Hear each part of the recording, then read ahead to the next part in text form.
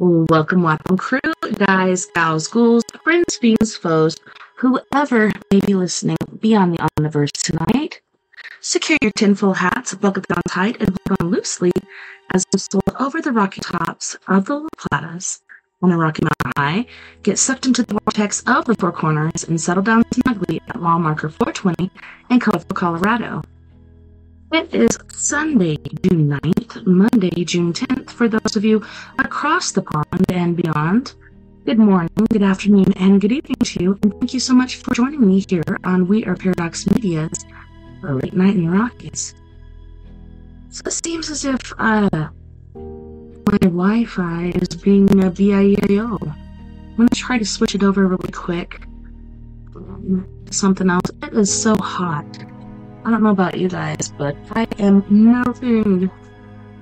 I haven't got the fan on. Hopefully you don't hear it because it's kind of loud, but... What's that? What? Did you start your trade? Yeah, I just now started it. What's going on? So, why can't I have talking track? Well, talkies are bad for you, but... Why can't I have it though? Is he gonna share with you? Or? No. There's Roblox. I want to play talkie, but he says I can't download it. Why? Because the quote-unquote being That's terrible. Terrible. Alright, we're back. Okay, so, let's try this again. So can I get talkie? Go ahead, dude. Yay! Oh my goodness.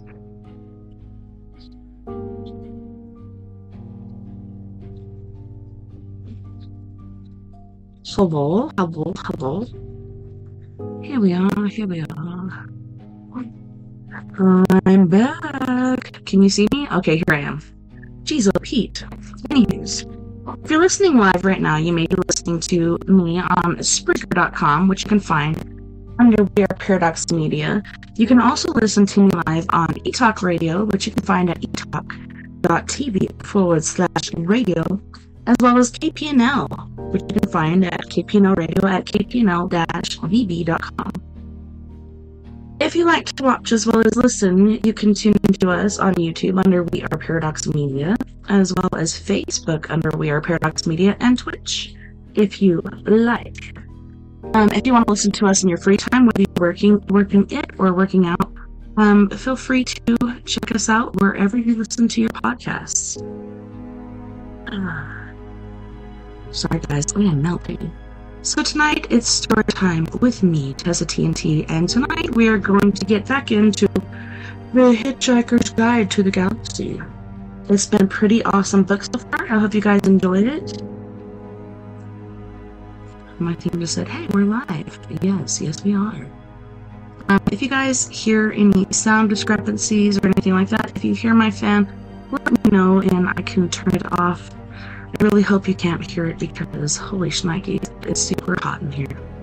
Checking my settings really quick, making sure my audio's going, looking good, looking good.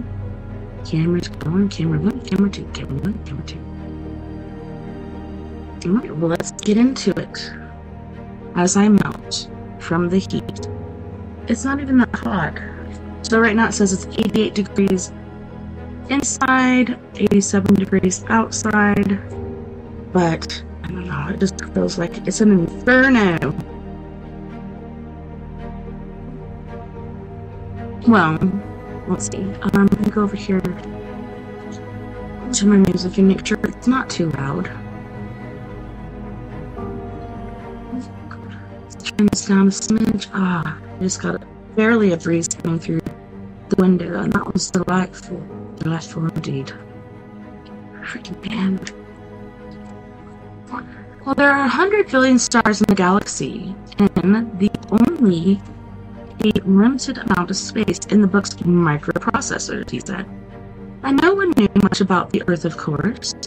Well, for God's sake, I hope you managed to rectify that a bit. Oh yes, well, I managed to transmit a new entry off the editor. He had to trim it a bit, but it's still an improvement. And what does it say now? Asked Arthur. Mostly harmless, admitted Ford with a slightly embarrassed cough. That reminds me of this thing I saw on YouTube. This hiker, nobody knew who he was. He was found like deceased in his tent, and nobody knew his real name. His hiker name was Mostly Harmless.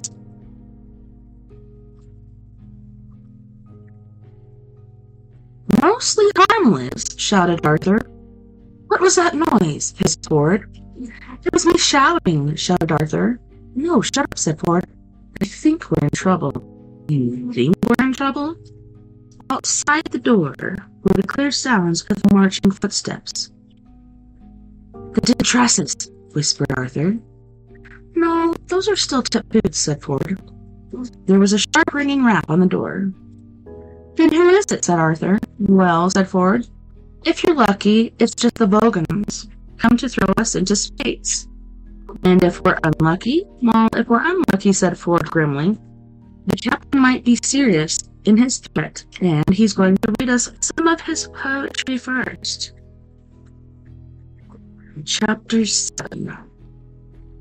Further poetry is, of course, the third worst in the universe. The second worst is that of Osgoths of Creta. During a recitation by their poet master Grunthus, the flatulent of his poem Ode to a Small Lump of Green Putty I found in my armpit one midsummer morning. 4 of his audience died of internal hemorrhaging, and the president of the Mid-Galactic Arts Nobbling Council survived by gnawing one of his own legs off. Grunthus is reported to have been disappointed by the poem's reception, and was about to embark on a reading of his 12-book epic entitled My Favorite Bathtime Gurgles. When his own major intestine, in a desperate attempt to save life and civilization, led straight up through his neck and throttled his brain. The very worst poetry of all perished along with its creator, Paula Nancy Millstone Jennings of Greenbridge, Essex, England, in the destruction of the planet Earth. Protestnik Vogan Jilts smiled very slowly. This was done not so much for the effect as because he was trying to remember the sequence of muscle movements. He had had a terrible therapeutic yell at his prisoners and was now feeling quite relaxed and ready for a little callousness. The prisoners sat in poetry appreciation chairs strapped in. Vogon suffered no illusions as to the regard their works were generally held in. The early attempts at consumption had been part of the bludgeoning insistence that they be accepted as a properly evolved and cultured race. But now the only thing that kept them going was sheer bloody mindedness. The sweat stood out cold on Ford's perfect brow, Ford Prefect's brow, and slid round the electrodes strapped on his temple. These were attached to a battery of electronic equipment, imaginary intensifiers, rhythmic modulators, alliterative residulators, and smile dumpers.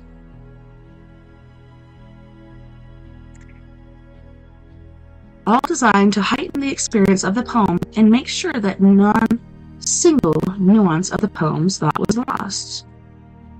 Arthur Dent sat and quivered. He had no idea what he was in for, but he knew that he hadn't liked anything that had happened so far and didn't think things were likely to change. The Vogan began to read, a fetid little passage of his own devising. "Oh, frail grunt ugly," he began. Spasms wrecked Ford's body. This was worse than even he'd been prepared for.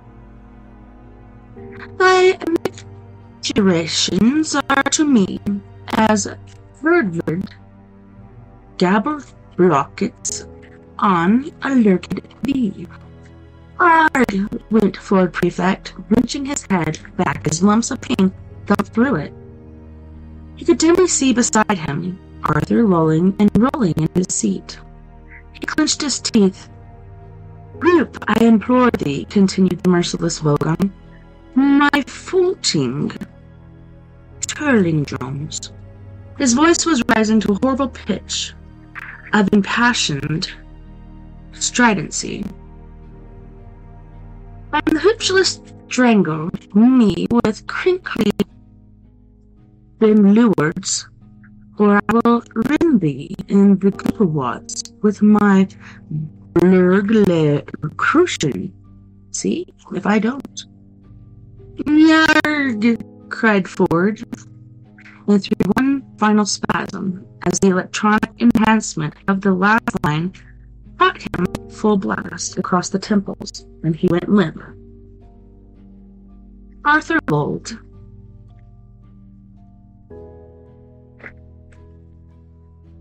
Now, Earthlings, word the Vogon. He didn't know that Ford Prefect was in fact from a small planet somewhere in the vicinity of Beetlejuice, and wouldn't have cared if he had. I present you with a simple choice. Either die in the vacuum of space, or, he paused for a melodramatic effect, tell me how good you thought my poem was. Man, supposed to sound like messed up or what? Because I see people coming in and out. Let me just check my settings again. Is the audio okay? If not, let me know. It looks good. It looks good to me. Yeah, I don't know. If you don't like Hitchhiker's Guide to the Galaxy, I'm sorry. Okay, fam. Not you. The one below my desk that is in need of replacement. He threw himself backward into a huge, leathery, bat-shaped seat and watched them. He did the smile again. Ford was rasping for breath. He rolled his dusty tongue round his parched mouth and moaned. Arthur said brightly, "Actually, I quite liked it." Ford turned and gaped. Here was an approach that he had quite simply not occurred to him. The Vogan raised a surprised eyebrow that effectively obscured his nose and was therefore no bad thing. "Oh, good," he murmured, in considerable astonishment. "Oh, yes," said Arthur. "Thought that some of the metaphysical imagery was really particularly effective." Ford continued to stare at him,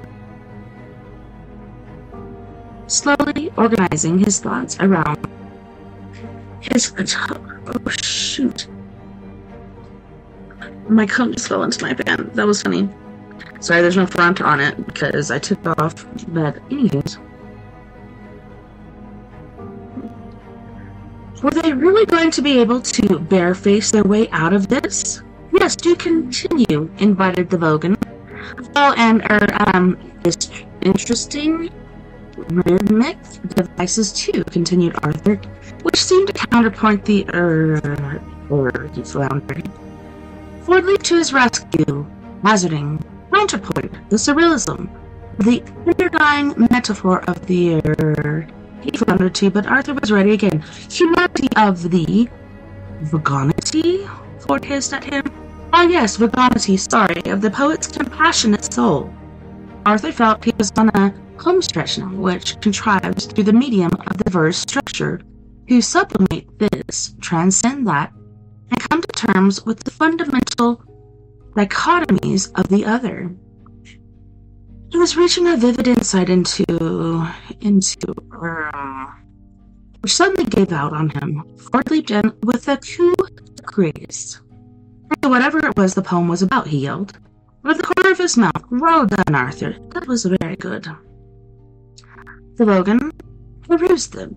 For a moment, his embittered racial soul had been touched, but he thought no, too little too late. His voice took on the quality of a cat snagging brushed nylon. So what you're saying is that I write poetry because underneath my mean, callous, heartless exterior, I really just want to be loved, he said, and he paused. Is that right? Ford laughed a nervous laugh. Well, I mean, yes, he said. Don't we all deep down, Logan stood up. No, well, you're completely wrong, he said.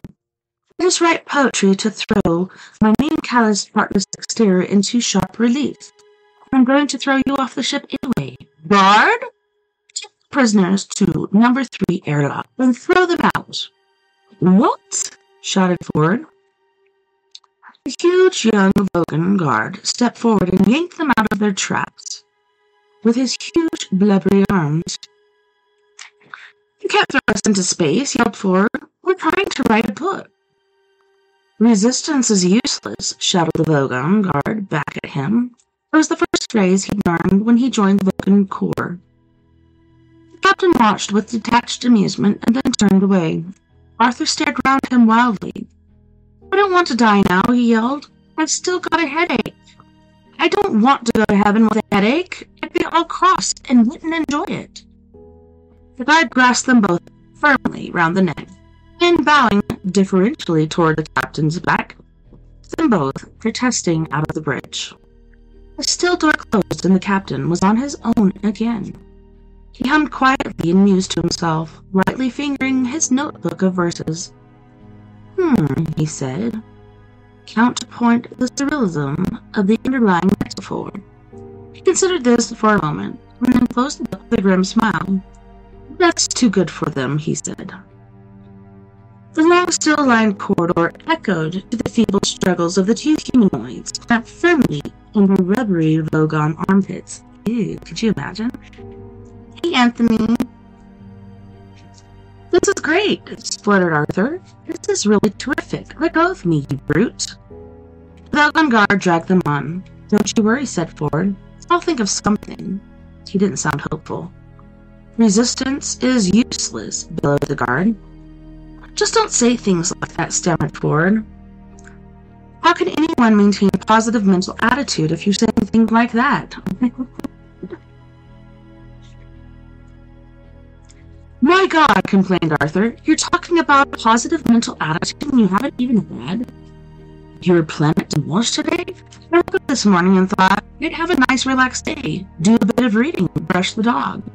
It's now just after 4 in the afternoon, and I'm already being thrown out of an alien spaceship, 6 light years from the smoking remains of the Earth. He spluttered and gurgled as the Vogan tightened his grip. All right, said Ford. Just stop panicking. Who said anything about panicking? Snapped Arthur. This is still just a culture shock. You wait till I've settled down into the situation and found my bearings. Then I'll start panicking. Arthur, you're getting hysterical. Shut up. Ford tried desperately to think, but was interrupted by the guard shouting again. Resistance is useless. And you can shut up as well, snapped Ford. Resistance is useless. I'll give it a rest, said Ford. He twisted his head till he was looking straight up into his captor's face. Thought struck him. Do you really enjoy this sort of thing? He asked suddenly. The Vogon stopped dead, and a look of immense stupidity seeped slowly over his face. Enjoy? He boomed. What do you mean? What I mean, said Ford, is, does it give you a full, satisfying life? Stomping around, shouting, pushing people out of spaceships? The Vogon stared at the low, still ceiling, and his eyebrows almost rolled over each other. His mouth slacked. Finally, he said, Well, the hours are good. You'd have to be, agreed Ford. Arthur twisted his head and round to look forward. Ford, what are you doing? He asked in an amazed whisper. We're just trying to take an interest in the world around me, okay? He said. So the hours are pretty good then, he resumed. The Vogan stared down at him as sluggish thoughts moiled around the murky depths. Yeah, he said, but now you come to mention it, most of the actual minutes are pretty lousy, except... He thought again, which required looking at the ceiling. Except some of the shouting I quite like. He filled his lungs and bellowed, Resistances! Sir, yes, interrupted Ford hurriedly.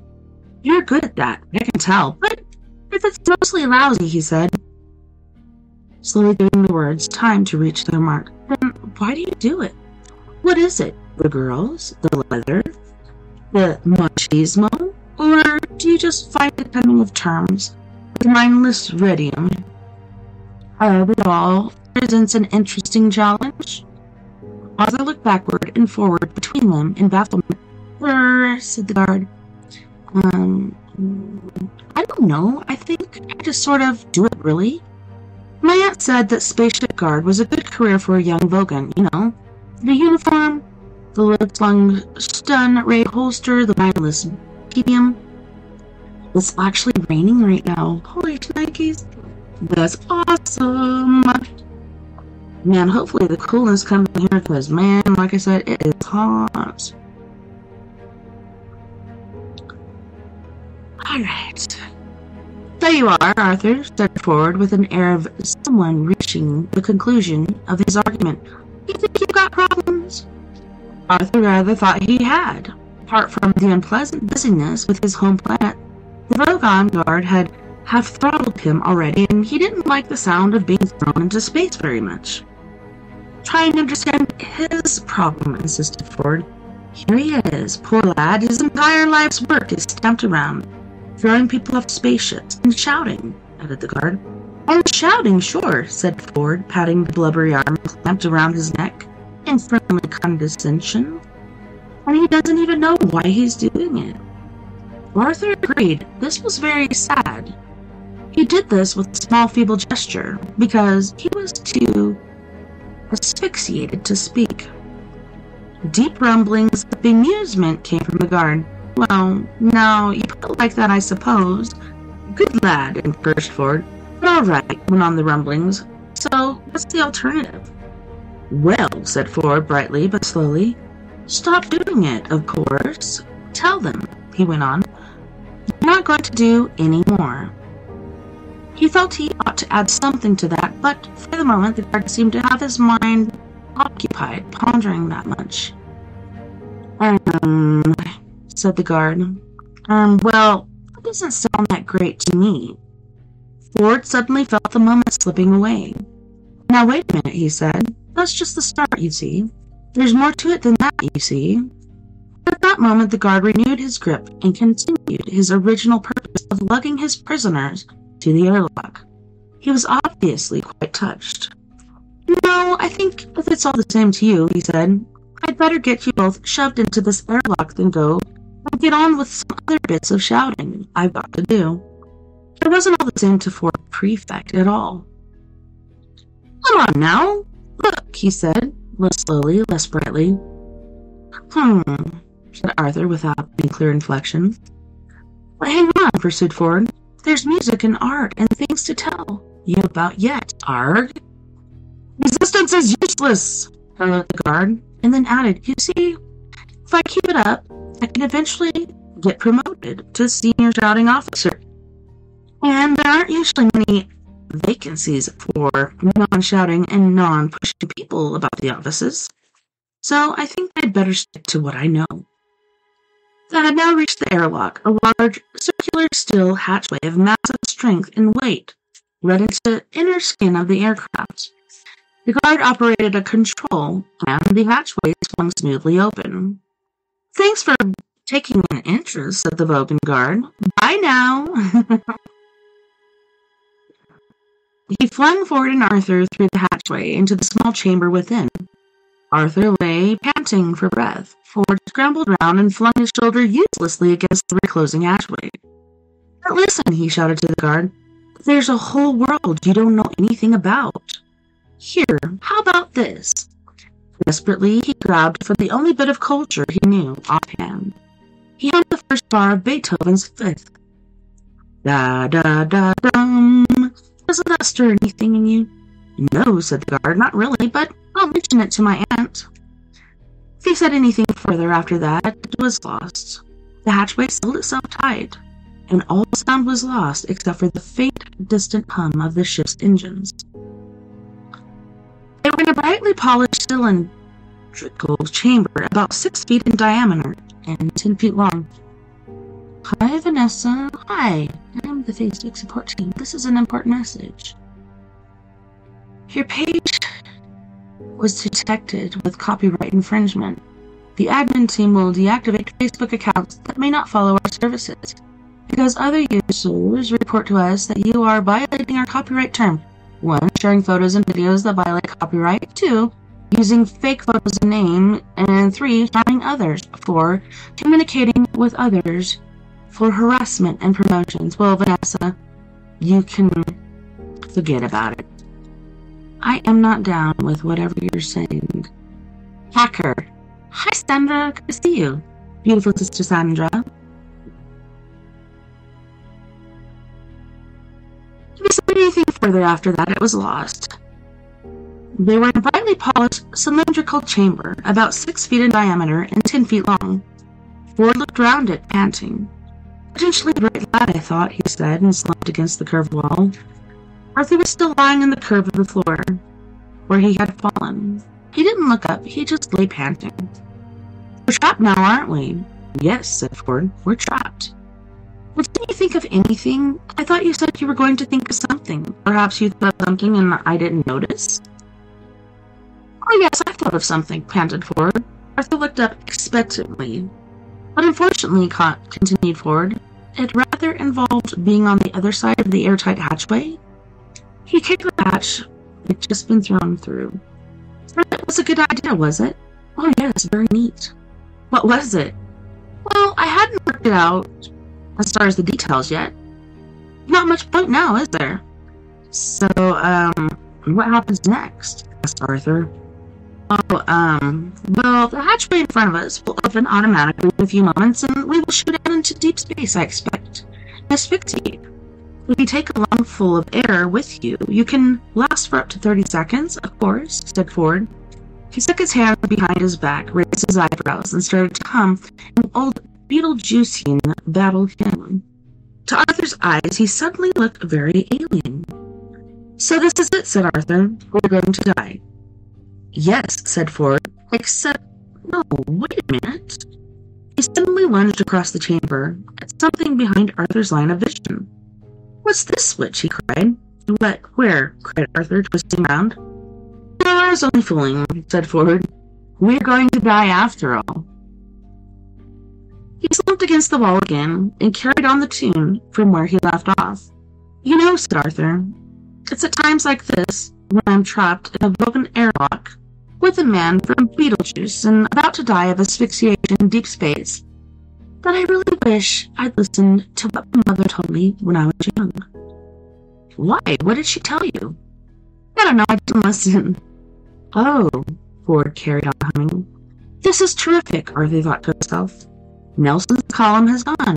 McDonald's is gone. All that's left is me and the words, mostly harmless. Any second now, all that will be left is mostly harmless. And yesterday, the planet seemed to be going so well. Our motor reared. A slight hiss built into a deafening roar of rushing air as the outer hatchway opened onto an empty blackness. Set up tiny, impossibly bright points of light. Ford and Arthur popped into outer space like corks from a toy gun. Oh my, sounds terrible. Hideous, of course. Chapter 8. The Hitchhiker's Guide to the Galaxy is a wholly remarkable book. It has been compiled and recompiled many times over, many years and under many different editorships. It contains contributions from countless members of travels and researchers.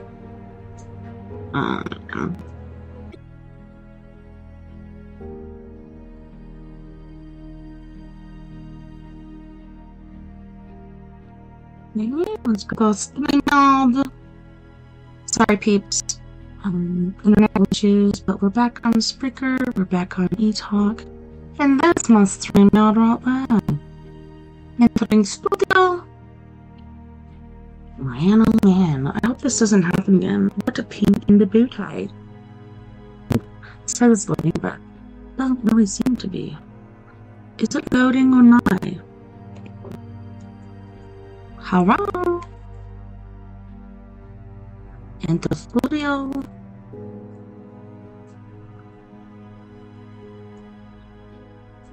Right, we're back. Thank goodness. Jeez, oh Pete, what a pain in the arse. You know, I really got a lot to say to Century Stink. Anyways, let's continue with the Hitchhiker's Guide to the Galaxy, shall we? The Hitchhiker's Guide to the Galaxy is a wholly remarkable book. It has been compiled and recompiled many times over many years and under many different editorships. It contains contributions from countless numbers of travelers and researchers. The introduction begins like this. Space, it says, is big, really big. You just won't believe how vastly, usually mind-bogglingly big it is. I mean, you may think it's a long way down the road to the chemist, but that's just peanuts to space. Listen. And so on. After a while, the style settles down a bit and it begins to tell you things you really need to know, like the fact that fabulously beautiful planets Bisolaman is now so worried about the cumulative erosion by 10 billion visiting tourists a year that any net imbalance between the amount you eat and the amount you excrete while on the planet is surgically removed from your body right when you leave. So every time you go to the lavatory, there it is. Vitally important to get a receipt. To be fair, though, when confronted by the sheer enormity of the distances between the stars, better minds than the one responsible for the guide's introduction have faltered. Some invite you to consider for a moment a peanut in reading in a small walnut in Johannesburg, and other such dizzying concepts. The simple truth is that interstellar distances will not fit into the human imagination. Even light, which travels so fast that it makes most races thousands of years to realize that it travels at all. It takes time to journey between the stars. It takes 8 minutes to journey from the star Sol to the place where the Earth used to be, and 4 years more to arrive at Sol's nearest stellar neighbor, Alpha Proxima. Right to reach the other side of the galaxy, or to reach Gomogram, for instance, takes rather longer, 500,000 years. The record for hitchhiking this distance is just under 5 years, but you don't get to see much on the way. The Hitchhiker's Guide to the Galaxy says that if you hold a lungful of air, you can survive in the total vacuum of space for about 30 seconds.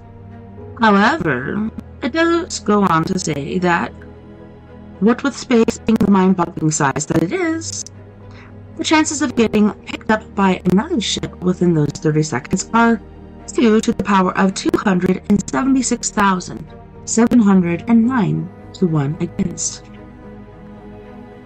By a totally staggering coincidence, there is also the telephone number of the Islington flat where Arthur once went to a very good party and met a very nice girl whom he totally failed to get off with. He went off with a gate crasher.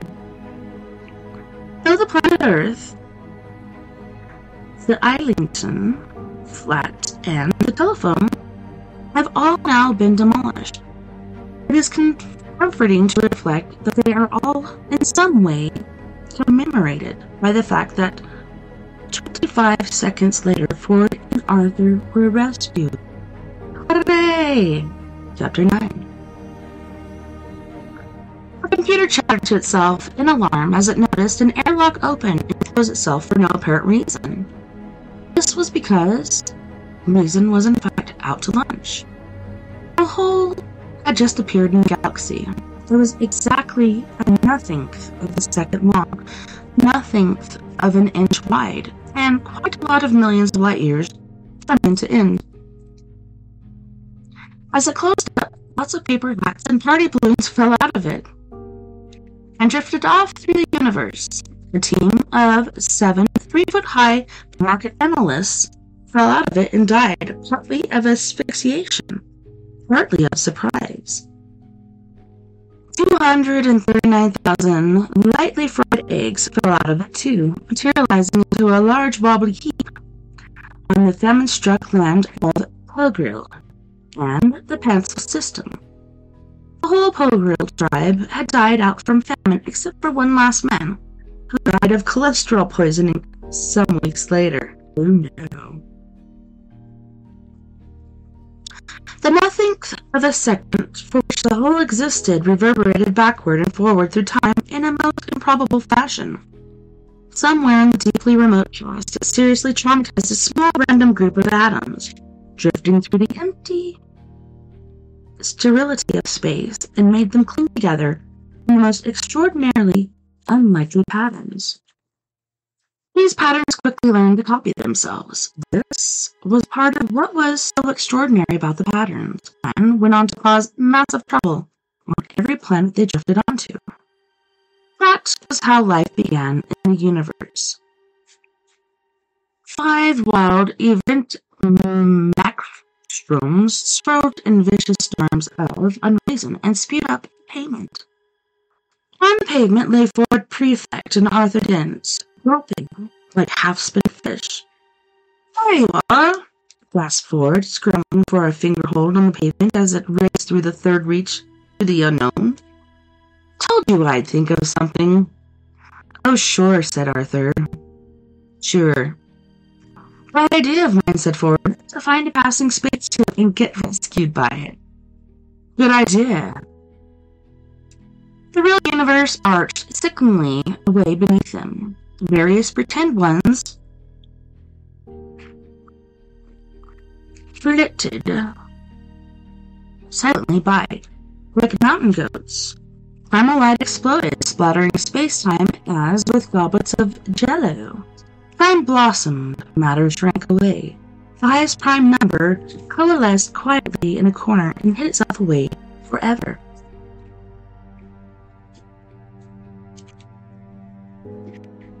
"Oh, come off it," said Arthur. "The chances against it were astronomical." "Don't knock it, it worked," said Ford. "What sort of ship are we in?" asked Arthur as the pit of eternity yawned beneath them. "I don't know," said Ford. "I haven't opened my eyes yet." "No, nor have I," said Arthur.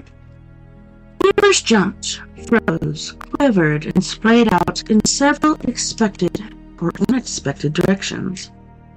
Arthur and Ford opened their eyes and looked about in considerable surprise. "Good God," said Arthur. "It looks just like the seafront at South End." "Well, I'm relieved to hear you say that," said Ford. "Why?" "Because I thought I must be going mad." "Perhaps you are. Perhaps you only thought I said it." Ford thought about this. "Well, did you say it or didn't you?"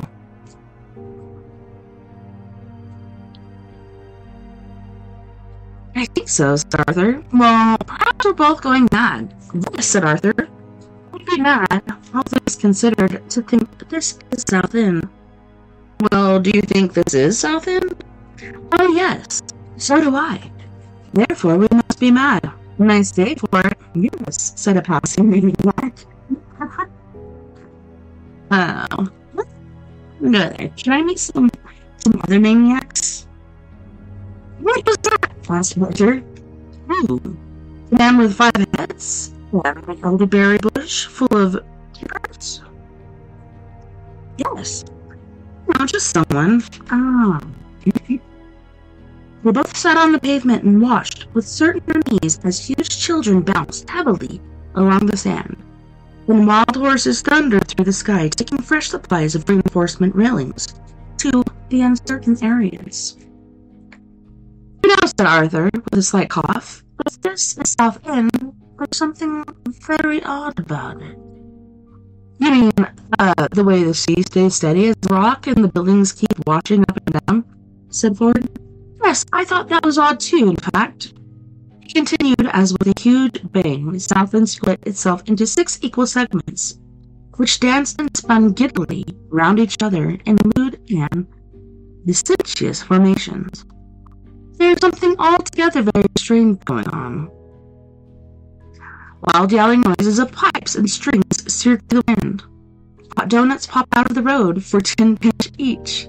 Horrid fish stormed out of the sky, and Arthur and Ford decided to make a run for it. They plunged through heavy walls of sound, mountains of archaic thought, valleys of mood music, bad shoe sessions, and flipping bats, and suddenly heard a girl's voice. It sounded quite a sensible voice, but it just said 2 to the power of 100,000 to 1 against me falling, and that was all. Ford skidded down a beam of light and spun around, trying to find a source for the voice, but see nothing he could seriously believe in. What was that voice? Shouted Arthur. I don't know, yelled Ford. I don't know. It sounded like a measurement of probability. Probability? What do you mean? Probability, like 2 to 1, 3 to 1, 5 to 4 against. It said 2 to the power of 100,000 to 1 against. That's pretty improbable, A million-gallon vat of custard ended itself over them without warning. What does it mean? Cried Arthur. What, the custard? No, the measurement of improbability. No, I don't know at all. I think we're in some kind of spaceship. I can only assume, said Arthur, that this is not the first-class compartment. Bulges appeared in the fabric of space-time, great ugly bulges. Said Arthur, as he felt his body softening and bending in unusual directions.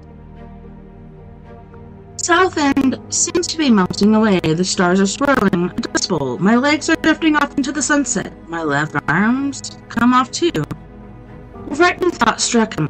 Oh, he said, how am I going to operate my digital watch now? He wound his eyes desperately around in Ford's direction. Ford, he said, you're turning into a penguin. Stop it. Again came the voice. 2 to the power of 75,000 to 1 against and falling. Ford waddled around his pawn in a furious circle. Hey, who are you? He quacked. That's funny. What are you? What's going on? And is there any way of stopping it?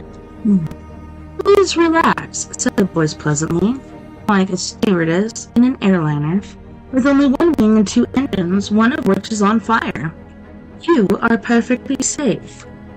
But that's not the point, raged Ford. The point is that I'm now a perfectly safe penguin, and my colleague here is rapidly running out of limbs. It's all right. I've got them back now, said Arthur. 2 to the power of 50,000 to 1 against the falling, said the voice. Admittedly, said Arthur. They're longer than I usually like them, but isn't there anything, scoffed Ford in avian fury, you feel you ought to be telling us? The voice cleared its throat. A giant petite Ford lolloped off into the distance. Welcome, said the voice, to the starship Heart of Gold. The voice continued. Please do not be alarmed, it said, by anything you see or hear around you. You're bound to feel some initial ill effects, as you have been rescued from certain death at an improbability level of 2 to the power of 276,000 to 1 against, possibly much higher. We are now cruising at a level of 2 to the power of 25,000 to 1 against and fallen.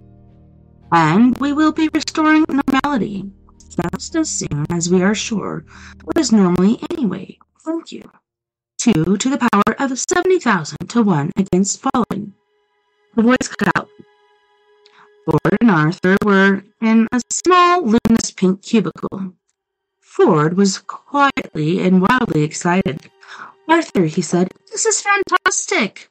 We've been picked up by a ship powered by the infinite improbability drive. It was incredible. I heard rumors about it before. They were all officially denied, but they must have done it. They built the improbability drive. Arthur, what's happening? Arthur had jammed himself against the door to the cubicle, trying to hold it closed, but it was ill-fitting. Tiny, furry little hands were squeezing themselves through the cracks. Their fingers were ink-stained, but tiny voices chattered insanely. Arthur, look up. Ford, he said. There's an infinite number of monkeys outside who want to talk to us about the script of Hamlet, if we're through. Chapter 10. I love this book. I think I'm going to buy this series because somebody's got this on hold, and it's late, of course, because I'm only reading it every weekend, but you might just order the whole book series because, like I said, I really love this. Thank you, Mr. Douglas Adams, for writing this book. It's quite infinitely awesome. Chapter 10. The Infinite Probability Drive, the wonderful new method of causing vast interstellar distances in a mere nothing of a second, without all that tedious mucking about in hyperspace. It was discovered by a lucky chance and then developed into a governable form of propulsion by the Galactic Government's research team on Domogram. This, briefly, is the story of its discovery. The principle of generating small amounts of infinite improbability by simply hooking the logic circuits of a Bambleweenie 57 sub-Mason brain to an atomic vector flower suspended in a strong Brownian motion producer. Say a nice hot cup of tea, or of course, well understood. And such generators were often used to break the ice at parties by making all the molecules on the hostess's undergarments leap simultaneously, 1 foot to the left, in accordance with the theory of intermittency. Many respectable physicists said that they weren't going to stand for this, partly because it was a debasement of science, but mostly because they didn't get invited to those sort of parties. Another thing they couldn't stand was the perpetual failure they encouraged and encountered in trying to construct a machine which could generate the infinite improbability field to flip a spaceship across the mind-paralyzing distances between the farthest stars. And in the end, they grumpily announced that such a machine was virtually impossible. Then, one day, a student who had been left to sweep up the lab after a particularly unsuccessful party found himself reasoning this way. If, he thought to himself, such a machine is a virtual impossibility, it must logically be finite in probability. So all I have to do in order to make one is to work out exactly how improbable it is. Feed that figure into finite improbability generator, fresh cup of really, really hot tea, and turn it on. He did this and was rather startled to discover that he had managed to create the long sought after golden infinite improbability generator out of thin air, if you can believe that. He did this and was rather startled to discover that he had managed to create the long sought after golden infinite improbability generator out of thin air. It startled him even more, and just after he was awarded the Galactic Institute's prize for extreme cleverness, he got lynched by a rampaging mob of respectable physicists who had finally realized that the one thing they really couldn't stand was a smartass. I was actually wearing that shirt yesterday. It was smart and then it had a donkey on it. Smart ass. So on that note, boys and girls, we are going to go to our first music break. On this break, we have Miss Mia Savage with her group Antidote for Savages, and she shall be singing during this break. American Bell, Let Me Be Your Home, For New Reality, and Your Skeleton. You guys don't go anywhere. We'll be right back after this music break.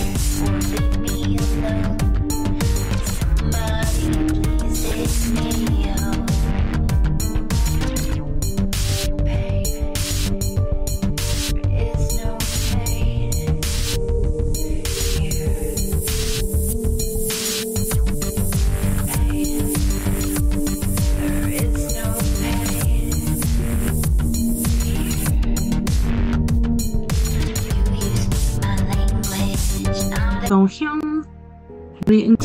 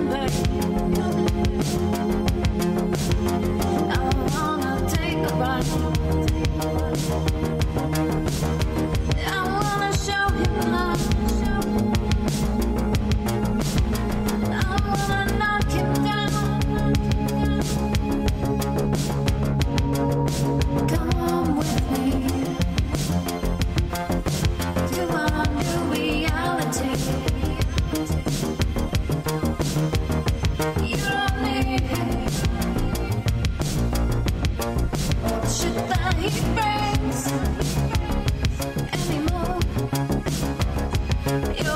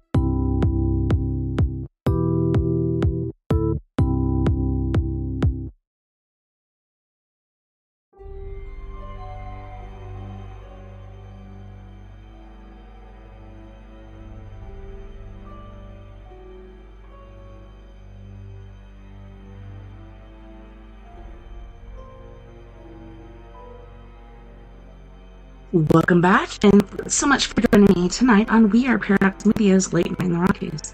Tonight we are reading The Hitchhiker's Guide to the Galaxy. And I must say, it's been pretty fracking awesome, and I have decided I am going to buy this book series because I really have been enjoying it quite a bit. Chapter 11.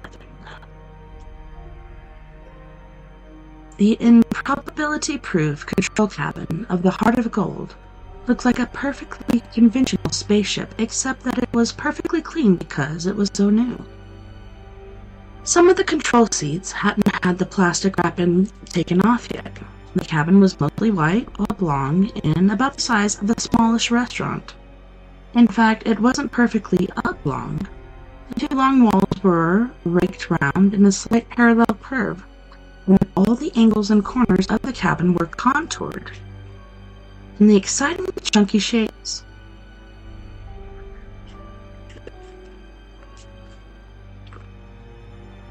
The truth of the matter is that it would have been a great deal simpler and more practical to build the cabin as an ordinary three-dimensional oblong room, but then the designers would have got miserable.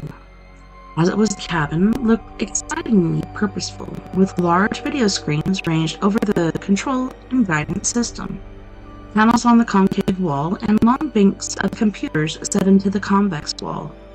In one corner, a robot sat humped, its gleaming brushed steel head hanging loosely between its gleaming brushed steel knees. It, too, was fairly new, but thought it was beautifully constructed and polished. It somehow looked as if the various parts of its more or less humanoid body didn't quite fit properly. In fact, they fitted perfectly well, but something in its bearing suggested they might have fitted better. Zaphod Beeblebrox paced nervously up and down the cabin, brushing his hands over pieces of gleaming equipment and giggling with excitement. Trillian sat hunched over a clump of instruments, reading off figures. Her voice was carried round the tannoy system of the whole ship. 5-1 against and falling, she said. 4-1 against and falling. 3-1. 2-1. Probability factor of 1-1. We have normality. I repeat, we have normality. She turned her microphone off, then turned it back on with a slight smile and continued. Anything you still can't cope with is therefore your own problem. Please relax. You will be sent for soon. Zaphod burst out in annoyance. Are they, Trillian? Trillian spun her seat round to face him and shrugged. Just a couple of guys we seem to have picked up in open space, she said. Section ZZ9, plural Z Alpha. Yeah, well, it's a very sweet thought, Trillian, complained Zaphod. But do you really think it's wise under the circumstances? I mean, here we are, on the run, and everything. We must have the police of half the galaxy after us by now. Will we stop to pick up hitchhikers? Okay, so 10 out of 10 for style, but minus several million for good thinking, yeah? He tapped irritably with a control pad.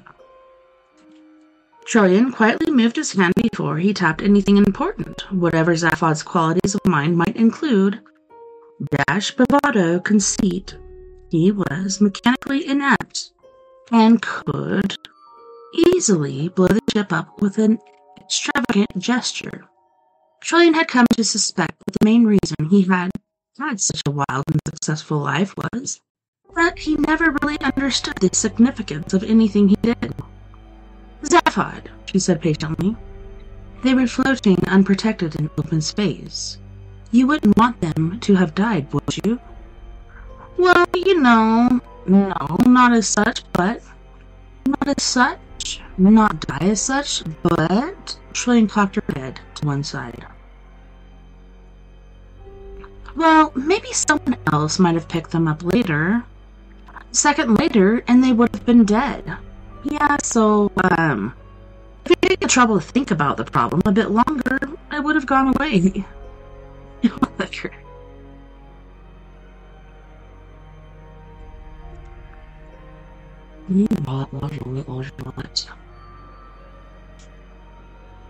You'd have been happy to let them die?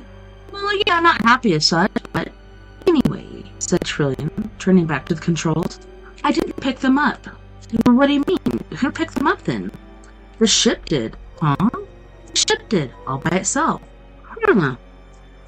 While we're in probability drive. But that's incredible. No, Zaphod. Just very, very improbable.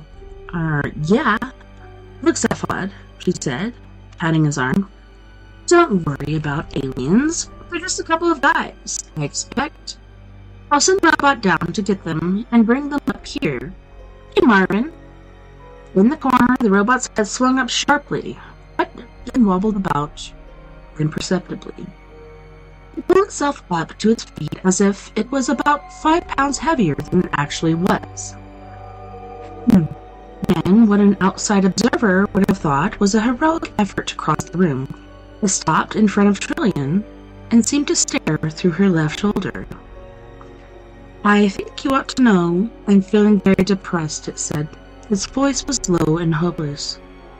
Oh, God, muttered Zaphod and slumped into a seat. Well, said Trillian in a bright, compassionate tone. There's something to occupy you and keep your mind off things. It won't work, droned Marvin.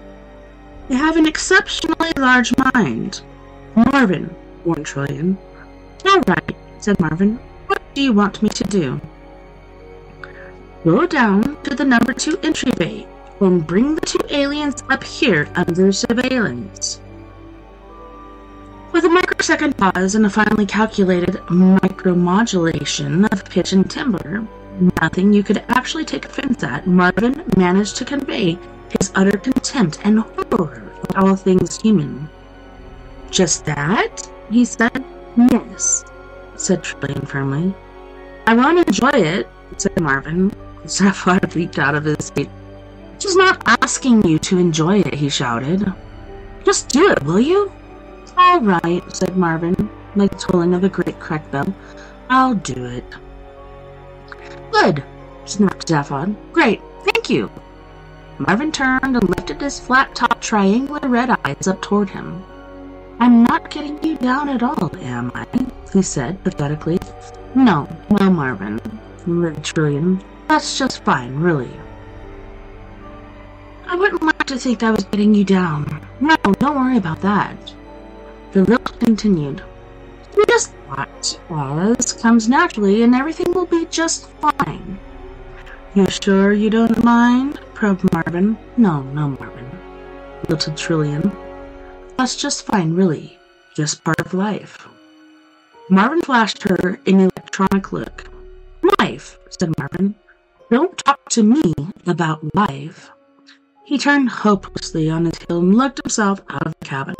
With a satisfied hum and a click, the door closed behind him. I don't think I can stand that robot much longer, Zaphod, growled Trillian. The Encyclopedia Galactica defines a robot as a mechanical apparatus designed to do the work of a man. The marketing division of the Sirius Cybernetics Corporation defines a robot as your plastic pal who's fun to be with. The Hitchhiker's Guide to the Galaxy defines the marketing division of the Sirius Cybernetics Corporation as a bunch of mindless jerks who'll be the first against the wall when the revolution comes. It's a footnote to the effect that the editors would welcome applications from anyone interested in taking over the post of robotics correspondent.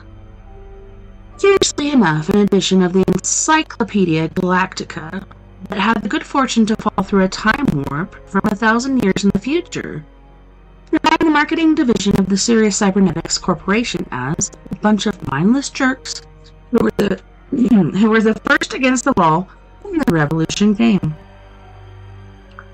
Pink Cubicle had winked out of existence. The monkeys had sunk away to a better dimension.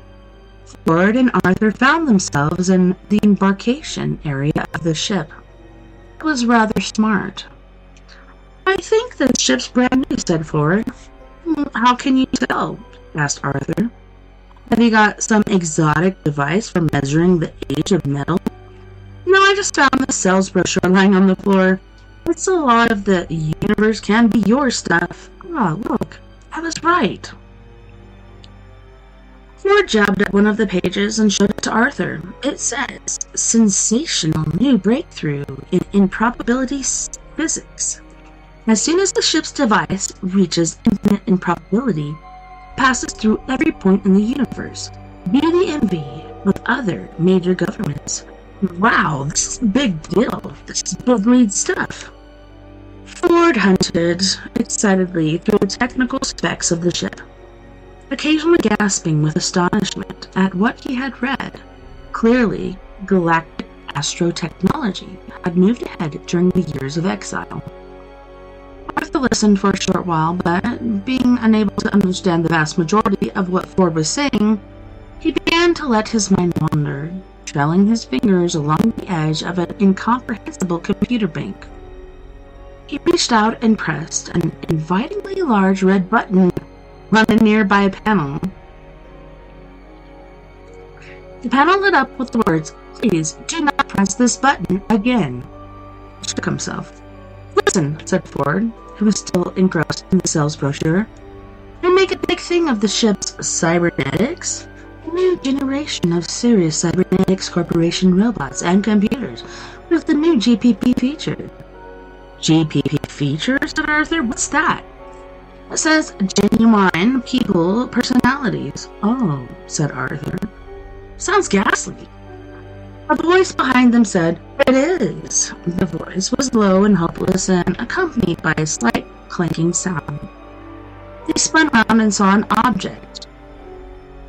Abject, still man, standing hunched in the doorway. "What?" they said. "Ghastly," continued Marvin. "It all is. Absolutely ghastly. Just don't even talk about it. Look at this door," he said, stepping through it. The ivory circuit cut into his voice modulator as he mimicked the style of the sales brochure. "All the doors in this spaceship have a cheerful and sunny disposition. It is their pleasure to open for you and your satisfaction to close again with the knowledge of a job well done." As the door closed behind them, it became apparent that it did indeed have a satisfied, sigh-like quality to it. No," he said. Marvin regarded it with cold loathing, while his logical circuits chattered with disgust, and tinkered with the concept of directing physical violence against it. Further circuits cut in, saying, "Why bother? What's the point? Nothing is worth getting involved in." Further circuits amused themselves by analyzing the molecular components of the door, and of the humanoid's brain cells. For a quick encore, they measured the level of hydrogen emission in the surrounding cubic parsec of space, and then shut down again in boredom. Oh, hum. The spasm of despair shook the robot's body as he turned. "Come on," he droned. "I've been ordered to take you down to the bridge. Here I am, brain the size of a planet, and they asked me to take you down to the bridge. Call that job satisfaction? 'Cause I don't." He turned and walked back to the hated door. Excuse me," said Ford, following after him. "Which government owns this ship?" Marvin ignored him. "You watch this door," he muttered. "It's about to open again. I can tell by the intolerable air of smugness it suddenly generates." With an ingratiating little whine, the door slid open again, and Marvin stomped through. "Come on," he said. The others followed quickly, and the door slid back into place, with pleased little clicks and whirs. "Thank you." "The marketing division of the Serious Cybernetics Corporation," said Marvin, and trudged desolately the gleaming curved corridor that stretched out before them. "Let's build robots with genuine people personalities," they said. So they tried it out with me. I'm a personality prototype. You can tell, can't you? Ford and Arthur muttered embarrassed little disclaimers. "Oh, where's the door?" continued Marvin. "Well, I'm not getting you down at all, am I?" Which government? Stated Ford. Again. No government owns it, snapped the robot. It's been stolen. Stolen? Stolen? Mimicked Marvin. Who by? Asked Ford. Zaphod Beeblebrox. Something extraordinary happened to Ford's face. At least 5 entirely separate and distinct expressions of shock and amazement piled up on it in a jumble of maze. His left leg, which was in mid-stride, seemed to have difficulty in finding the floor again. He stared at the robot and tried to disentangle some dartroid muscle. Zaphod Beeblebrox? He said weakly. Sorry, did I say something wrong? Said Marvin, dragging himself on regardless. Pardon me for breathing, which I never do anyway, so I don't know why I bother to say it. Oh God, I'm so depressed. Here's another of those self-satisfied doors. Life? Don't talk to me about life. No one even mentioned it, muttered Arthur irritably. Ford, are you alright? Ford stared at him. Did that robot say Zaphod Beeblebrox? He said. Chapter 12. A loud clatter of drunk music flooded through the vibe of the gold cabin as Zaphod searched the sub-ether radio wave bands for news of himself. The machine was rather difficult to operate. For years, radios had been operated by means of pressing buttons and turning dials. Then, as the technology became more sophisticated, the controls were made sensitive. You merely had to brush the panels with your fingers. Now all you had to do was wave your hand in the general direction of the components and hope. It saved a lot of muscular expenditure, of course, but meant that you had to sit infuriatingly still if you wanted to keep listening to the same program. Zaphod waved a hand, and the channel switched again. More drunk music, but this time it was the background to a news announcement. The news was always heavily blended. I recently voted the worst sentient being in the known universe for the 7th time. Has he got an answer this time? He asked his private brain care specialist, Gag Halfront. Music swirled and dived for a moment. Another voice spoke in, presumably Halfront. He said, Well, Zaphod, just this guy, you know. It got no further because an electrical pencil flew across the cabin and through the radio's on-off sensitive airspace. Zaphod turned and glared at Trillian. She had thrown the pencil. Gee, he said. What'd you do that for? Trillian was tapping her finger on a screen full of figures. It's the best thing since the big one. Said Zaphod. Which one? One of the major difficulties Trillian experienced in her relationship with Zaphod was learning to distinguish between him pretending to be stupid just to get people off their guard, pretending to be stupid because he couldn't be bothered to think and wanted someone else to do it for him, pretending to be outrageously stupid to hide the fact that he actually didn't understand what was going on, and really being genuinely stupid. He was renowned for being amazingly clever, and quite clearly was so. Not all the time, which obviously worried him, hence the act. He preferred people to be puzzled rather than contemptuous. This above all appeared to Trillian to be genuinely stupid, but he could no longer be bothered to argue about it. She sighed and punched out a star map on the Vivis screen, so she can make it simple for him, whatever his reasons for wanting it to be that way. There, she pointed, right there. Hey, yeah, said Zaphod. Well, she said, well, what? Parts of the inside of her head screamed at other parts of the inside of her head. She said very calmly, It's the same sector you originally picked me in? He looked at her and then looked back at the screen. Oh, yeah, he said. No, that's wild. We should have Zach straight into the middle of the Horsehead Nebula. How did we come to be here? I mean, that's nowhere. She ignored this. Improbability drive, she said patiently. You explained it to me yourself. We pass through every point in the universe. You know that. Yeah, but it's one wild coincidence, isn't it? Yes. Picking someone up at that point, out of the whole of the universe to choose from? It's just too... I want to look this up. Computer? A serious cybernetic chipboard computer which controlled the permeated every particle of the ship, switched into communication mode. Hi there, it said quietly, and simultaneously spewed out a tiny ribbon of ticker tape, just for the record. The ticker tape said, Hi there. Oh God, said Zaphod.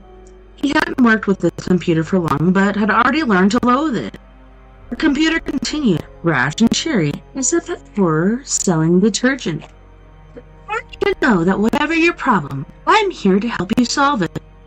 Yeah, said Zaphod. Look, I think I'll just use a piece of paper. Sure thing, said the computer, spilling out its message into a waste bin at the same time. I understand. If you ever want... Shut up, said Zaphod. Snatching up a pencil, sat down next to the Trillion at the console. Okay, said the computer in a hurt tone of voice, and closed down its speech channel again. Zaphod and Trillion pored over the figures that the improbability flight path scanner flashed silently up in front of them. Can we work out, said Zaphod, from their point of view, what the improbability of their rescue was? Yes, that's a constant, said Trillion. 2 to the power of 276,709 to 1 against. That's high. They're 2 lucky guys. Yes. Relative to what we're doing when the ship picked them up, Trillion punched up the figures. They showed 2 to the power of infinity minus 1 to 1 against. An irrational number that only has the conventional meaning in improbability physics. It's pretty low, continued Zaphod with a slight whistle. Yes, agreed Trillion, and hooked him quizzically. That's one big whack of improbability to be encountered for. Something pretty improbable has got to show up on the balance sheet if it's all going to add up into a pretty sum. Zaphod scribbled a few little sums, tossing them out, and then threw the pencil away. That does. Can't work it out. Well, Zaphod knocked his 2 heads together in irritation and gritted his teeth. Okay, he said. Computer. The voice circuit sprang to life again. Why, hello there, they said. Ticker tape, ticker tape. All I want to do is make your day nicer, and nicer, and nicer. Yeah, well, shut up and work something out for me. Sure thing, chattered the computer.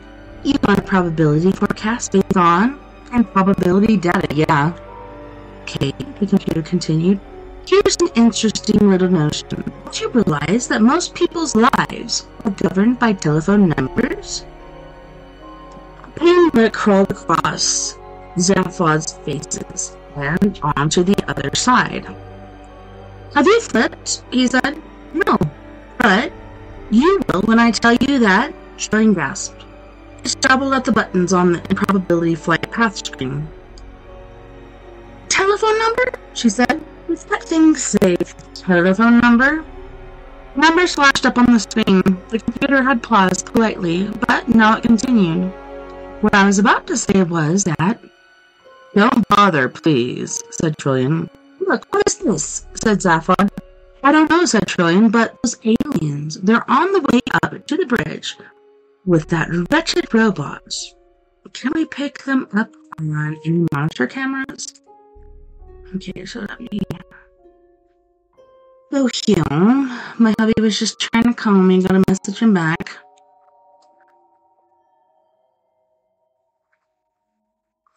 You're in the show, I'll call you soon.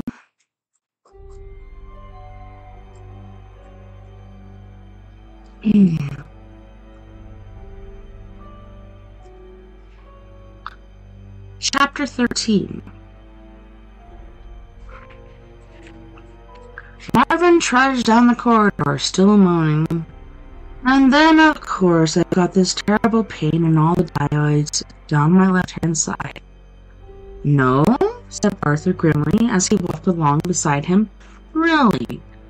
Oh, yes, said Marvin. I mean, I've asked for them to be replaced, but no one ever listens. I can imagine. Vague whistling and humming noises were coming from Ford. Well, well, well, he kept saying to himself. Zaphod Reelbots. Suddenly Marvin stopped and held up a hand. You know what's happened now, of course. No, what? Said Arthur, who didn't want to know. We've arrived at another of those doors.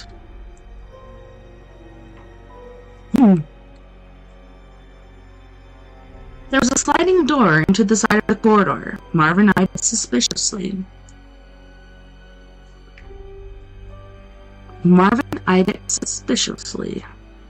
Well, said Ford impatiently.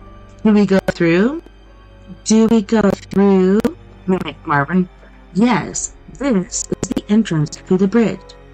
I was told to take you to the bridge. Probably the highest demand that will be made in my intellectual capacity today. I shouldn't wonder. Slowly, with great loathing, he stepped towards the door, like a hunter stalking his prey. Suddenly, it slid open. Thank you, it said, for making a simple door very happy. Deep in Marvin's thorax clears ground. Funny, he intoned. Funerally. How just when you think life can't possibly get any worse, it suddenly does. Kind of reminds me of Eeyore or something, like some depressed something. Poor little freaking robot. Anyways. Yeah. He heaved himself through the door and left Ford and Arthur staring at each other and shrugging their shoulders. From inside they heard Marvin's voice again. I suppose you want to see the aliens now, he said. Do you want me to sit in the corner and rest, or just fall apart where I'm standing? Yeah, just show him in, would you, Marvin? Said another voice. Arthur looked at Ford and was astonished to see him laughing. Said Ford, come on in. He stepped through into the bridge. Arthur followed him in nervously and was astonished to see a man rolling back in a chair with his feet on a control console, picking the teeth in his right hand head with his left hand. The right-hand head seemed to be thoroughly preoccupied with this task, but the left-hand one was grinning a broad, relaxed, nonchalant grin. The number of things that Arthur couldn't believe he was seeing was fairly large. His jaw flopped about at a loose end for a while. The peculiar man waved a lazy wave at Ford, and with an appalling reflection of North thought said, Ford, hi, how are you? Glad you could drop in. Ford was not going to be outcooled. Zaphod, Joel. Great to see ya. You're looking well. Yes, charm suits you. Nice ship you've stolen. Arthur goggled at him. You mean you know this guy, he said, waving a wild finger at Zaphod. Know him? Exclaimed Ford. He paused and decided to do the introductions the other way round. Oh, Zaphod, this is a friend of mine, Arthur Dent, he said. I saved him when his planet blew up. Oh, sure, said Zaphod. Hi, Arthur. Glad you could make it. His right-hand head looked round proudly, said hi, and went back to having its teeth picked. Ford carried on. And Arthur, he said, this is my semi-cousin, Zaphod B. We've met, said Arthur sharply. When you're cruising down the road in the fast lane and you lazily sail past a few hard-driving cars and are feeling pretty pleased with yourself and then accidentally change down from fourth to first instead of third, thus making your engine leap out of the hood in a rather ugly mess, it tends to throw you off your stride in such the same way that this remark threw Ford perfect off his. What? He said. I said we've met. Zaphod gave an awkward start of surprise and jabbed the gum sharply. Hey, have we? Hey, Ford rounded on Arthur with an angry flash in his eyes. Now he felt he was back on home ground. He suddenly began to resent having lumbered himself with his internet primitive, who knew as much about the affairs of the galaxy as little Ford-based Nat knew about life in Peking. What do you mean, he demanded. This is Zaphod Beetlebrox from Beetlejuice 5. You know, not Bloody Martin Smith from Croydon? I don't care, said Arthur. Slowly. We've met, haven't we? Zaphod Beetlebrox, or should I say, Phil? You don't have to remind me, said Zaphod. I have a terrible memory for species. It was at a party, pursued Arthur. Yeah, well, I doubt that, said Zaphod. Do it, will you, Arthur? Demanded Ford. Arthur would not be deterred. A party 6 months ago on Earth in England? Zaphod shook his head with a tight-lipped smile. London? Insisted Arthur. Islington? Oh, said Zaphod with a guilty start. That party. This wasn't fair on Ford at all. He looked backward and forward between Arthur and Zaphod.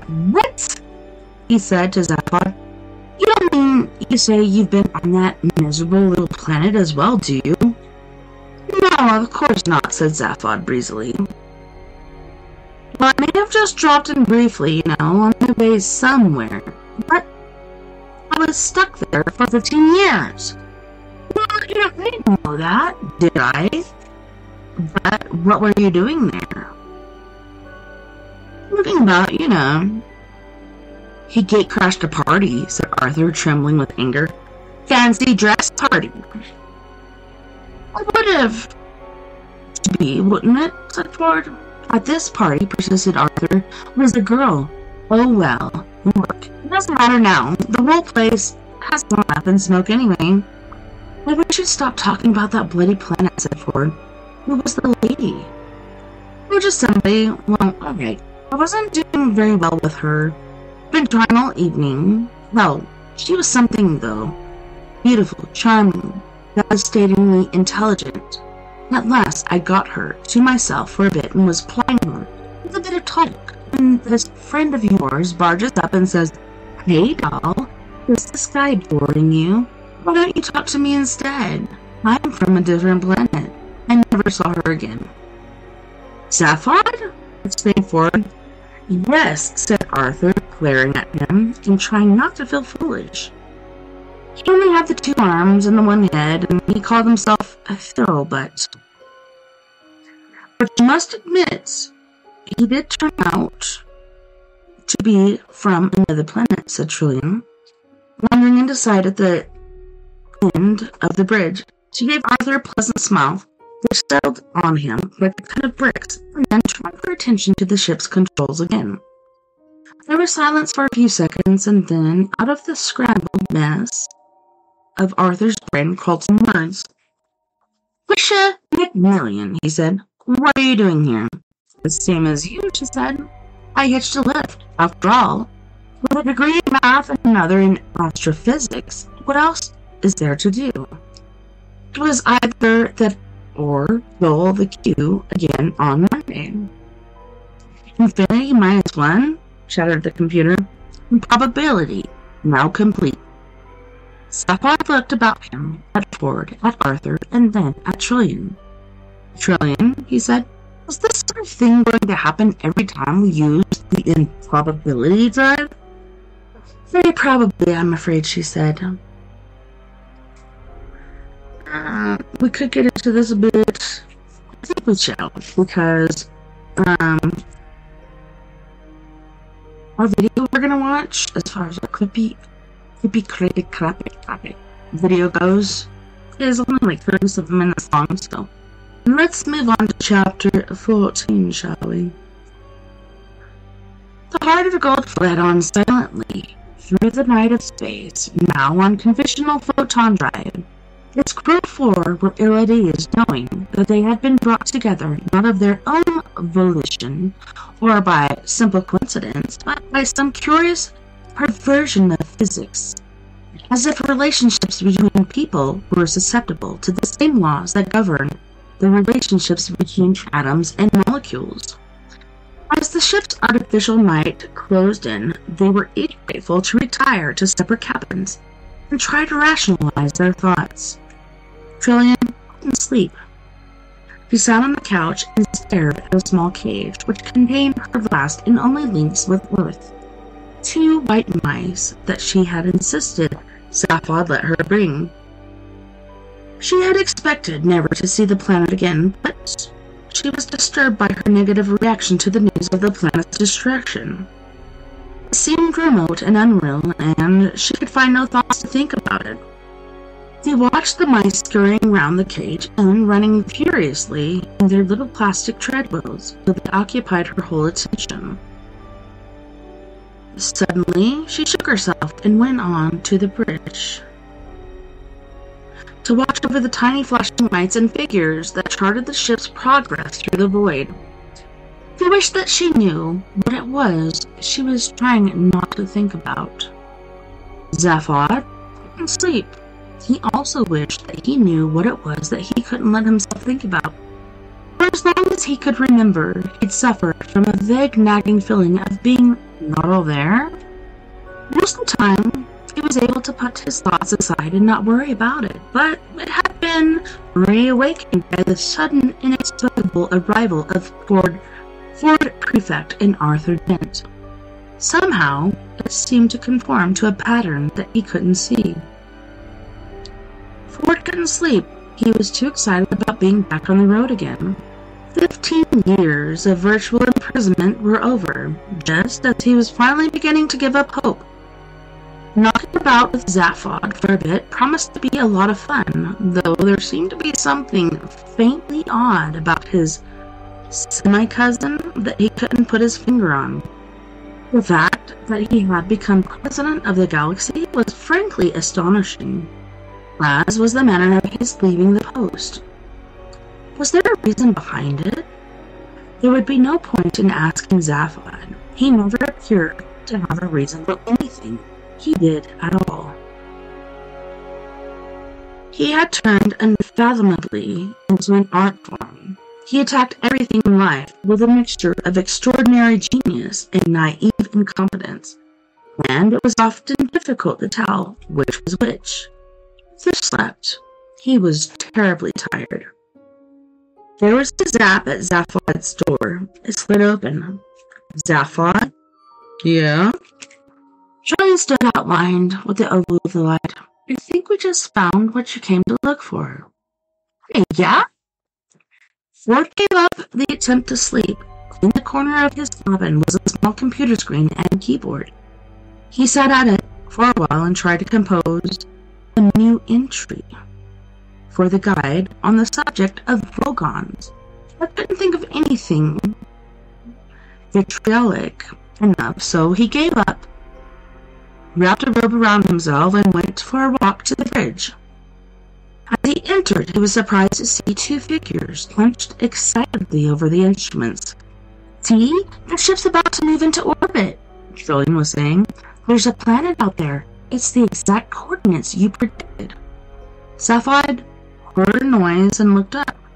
Ford, he hissed. Hey, come and take a look at this. Ford went and had a look at it. It was a series of figures flickering over a screen. You recognize those galactic coordinates? Said Zaphod. No. I'll give you a clue. Computer. Hi, game, enthused the computer.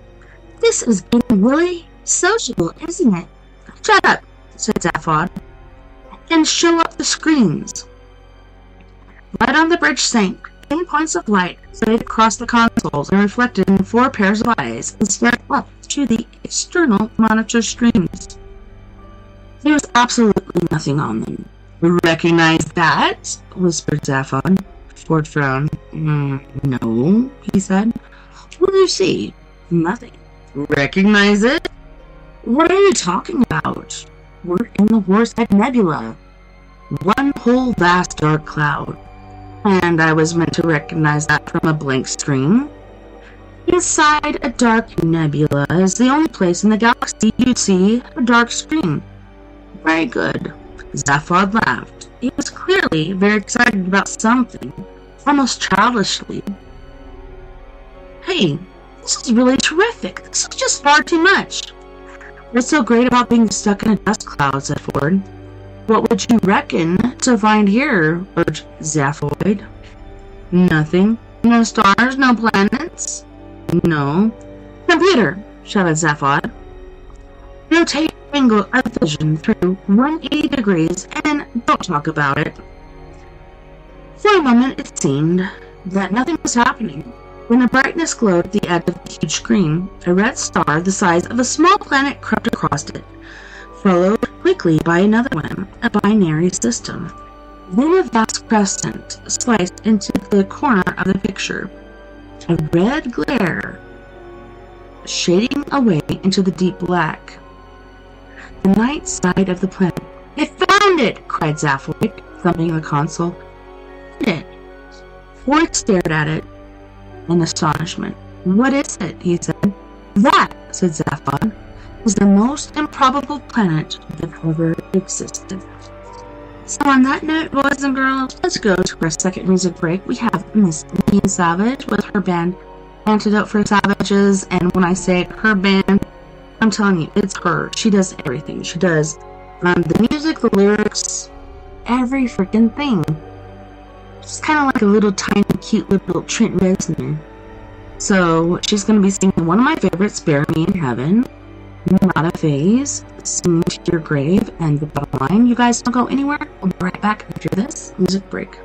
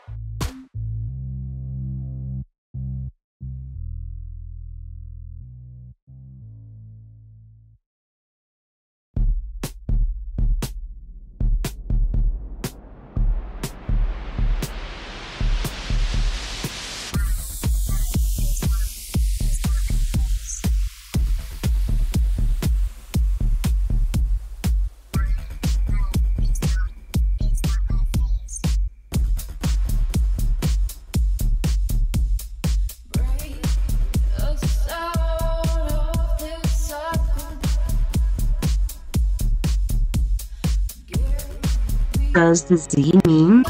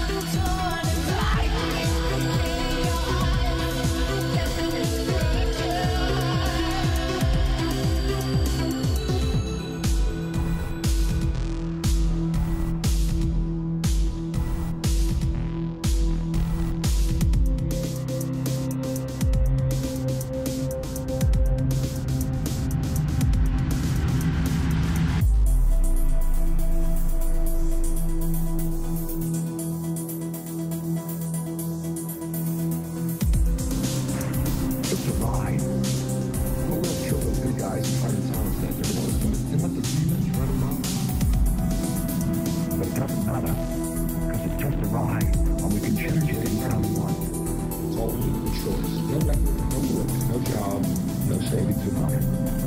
Just a choice right now between fear and love.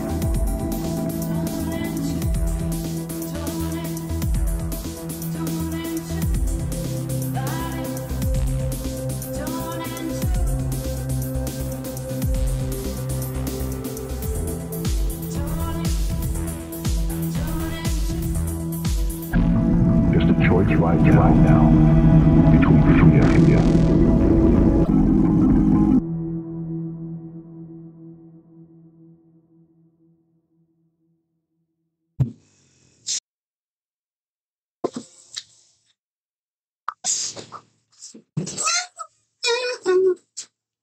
Is still stinking. Seriously, dude. Give me an MFing break. Hello? Alright, we're back. Jeez, oh Pete, sorry guys. Century stink is still stinking, and above it still shows like it's processing, so I'm not sure if you can hear or see me or whatnot, but I'm gonna turn down this light and let's turn on this video, shall we? Like I was saying, yeah, so I had to go through several videos because I had actually shared these, but I found one that I hadn't shared yet. Let's get down to it, shall we? This is from That Is Impossible. If you haven't seen this page, please go check it out. This guy does a super awesome job. Please subscribe to him. Also, if you haven't yet, subscribe to me. Alrighty then, let's give it a go. Let's give it a go, shall we? Let's make it bigger. Make it bigger. Oh yeah. So the Grand Canyon mystery goes deeper. Does this change everything? I don't know. Also, I was just watching the news, and I have to tell you guys something really quick, which is very, very cool. So, this guy who was actually part of World War II, 100 years old, that's married in Normandy. And then I don't know if you guys have heard or not, but there's been shark attacks, 3 in Florida. And supposedly it's by the same shark. An 8-foot bull shark attacked 3 different people, 2 teenagers, and I think it was like a 40-something-year-old woman. And then just today in Hawaii, Mugalakahiki, come on, you want to lay me, pass the pahoim, in Hawaii today, there was another shark attack. So what the crap is going on? Why are they all of a sudden attacking human beings? These are 4 freaking shark attacks in 2 days? What? That to me is mind-blowing. Anyhows, let's give it a go, shall we? Let's go. This is freaking impossible is the channel, and it's freaking amazeballs. I hope you guys enjoy it. That is impossible. Let's go. Let's give it a go.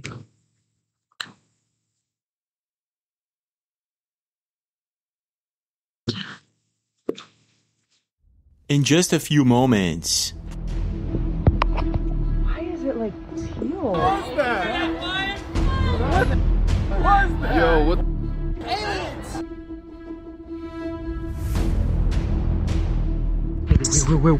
Wait. Ha habido una grieta como hierve, como... That tip would have fit I watched that video. right here. Quick update on this strange anomaly. That anomaly is indeed strange. What is happening right What now? the crap I'm was just that? putting my phone on the welding mask, so I don't know if it's like electromagnetic. So I literally don't know what's going on with this elevator. Hi, I'm James LaFleur, and you're watching the Hi, Impossible James. Channel. Welcome aboard. Don't forget to leave a like and subscribe to the channel with notifications on for more videos like this. Today we're going to be taking a look at unexplained glitches caught on camera, such as this bizarre underwater anomaly that showed up next to Antarctica. We're also going to be taking a look at a recent video that surfaced the internet that may shed some light to giants and the Grand Canyon mystery. Also, a creepy encounter with mermaids, cryptids, and paranormal phenomena that will make you question absolutely everything you thought you knew about reality. Are you guys ready? Well, let's go. Sorry guys. But anywho's, what he was saying about the Grand Canyon was freaking mind-blowing. Okay, so now it's giants. I know they have cordoned off a certain area in the Grand Canyon because there's Egyptian hieroglyphs and there's walls that are stacked with tombs as far as like sarcophagi. I don't know, it's pretty interesting. Now just imagine the following situation.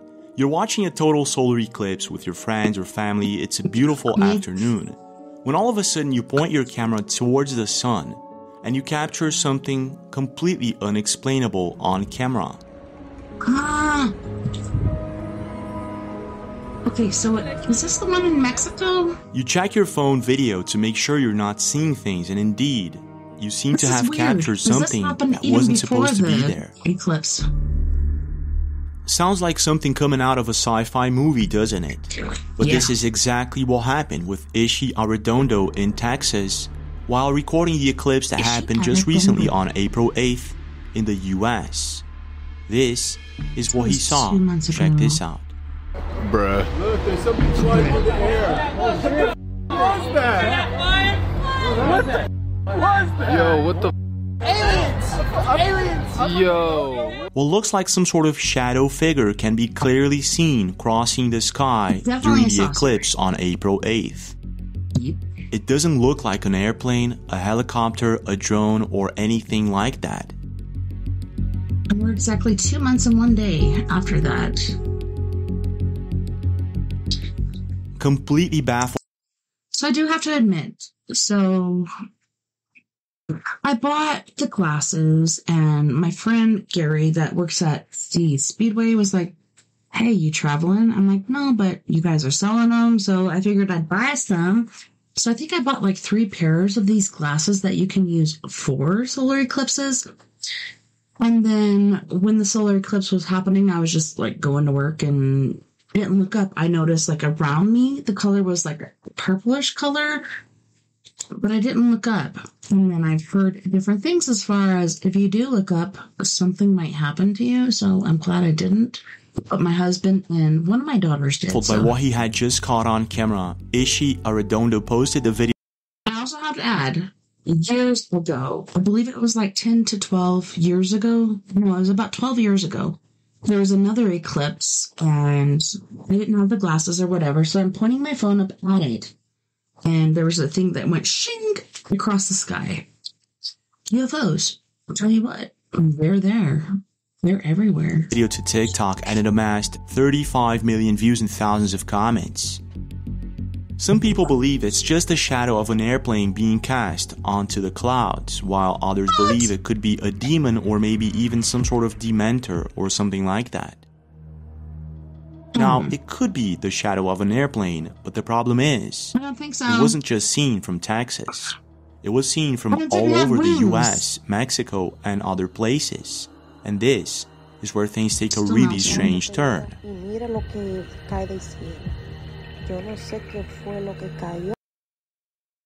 I'm sorry that it's really pixelated. Hopefully it's coming through clear for you, but it's very pixelated for me. Thanks, Century Stink. Mira. Whatever this mysterious shadow is, it was also captured on camera by Reddit user Affectionate Tie 4085 in Buffalo, New York. In this particular picture, we can see what the shadow is. It was also captured on camera by Reddit user Affectionate Tie 4085 in Buffalo, New York. Wow, look at it! In this particular picture, we can see what looks like 4 different shadow figures crossing the sky. That's insane, and it dude. definitely does not look like the shadow of an airplane. It looks like something else entirely. Those are saucers. Strange, dude. isn't it? But it doesn't stop there. The same mysterious shadow was also seen in Mazatlan, Mexico the same day around the same time by Cesar L. Julians. This is what he saw.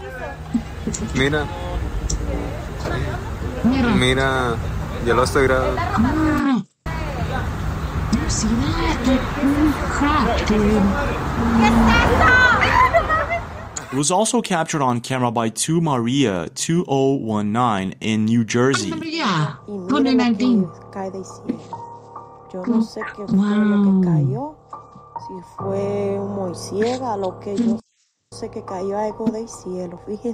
That's crazy.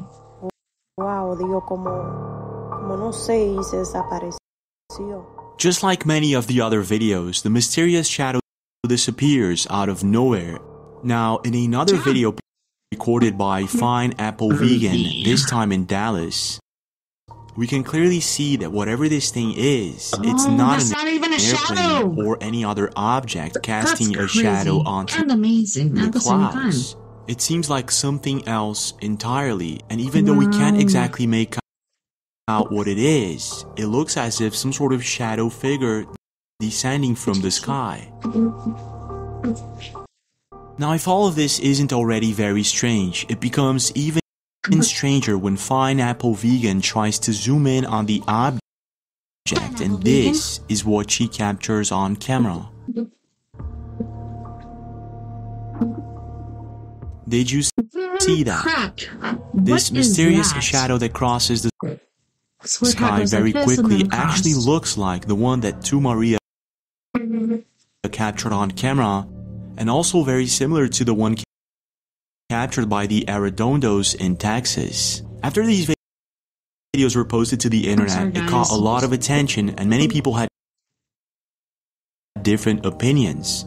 Some believe that this is just a shadow of a comet, or maybe the shadow of an airplane or any object in No, it's not.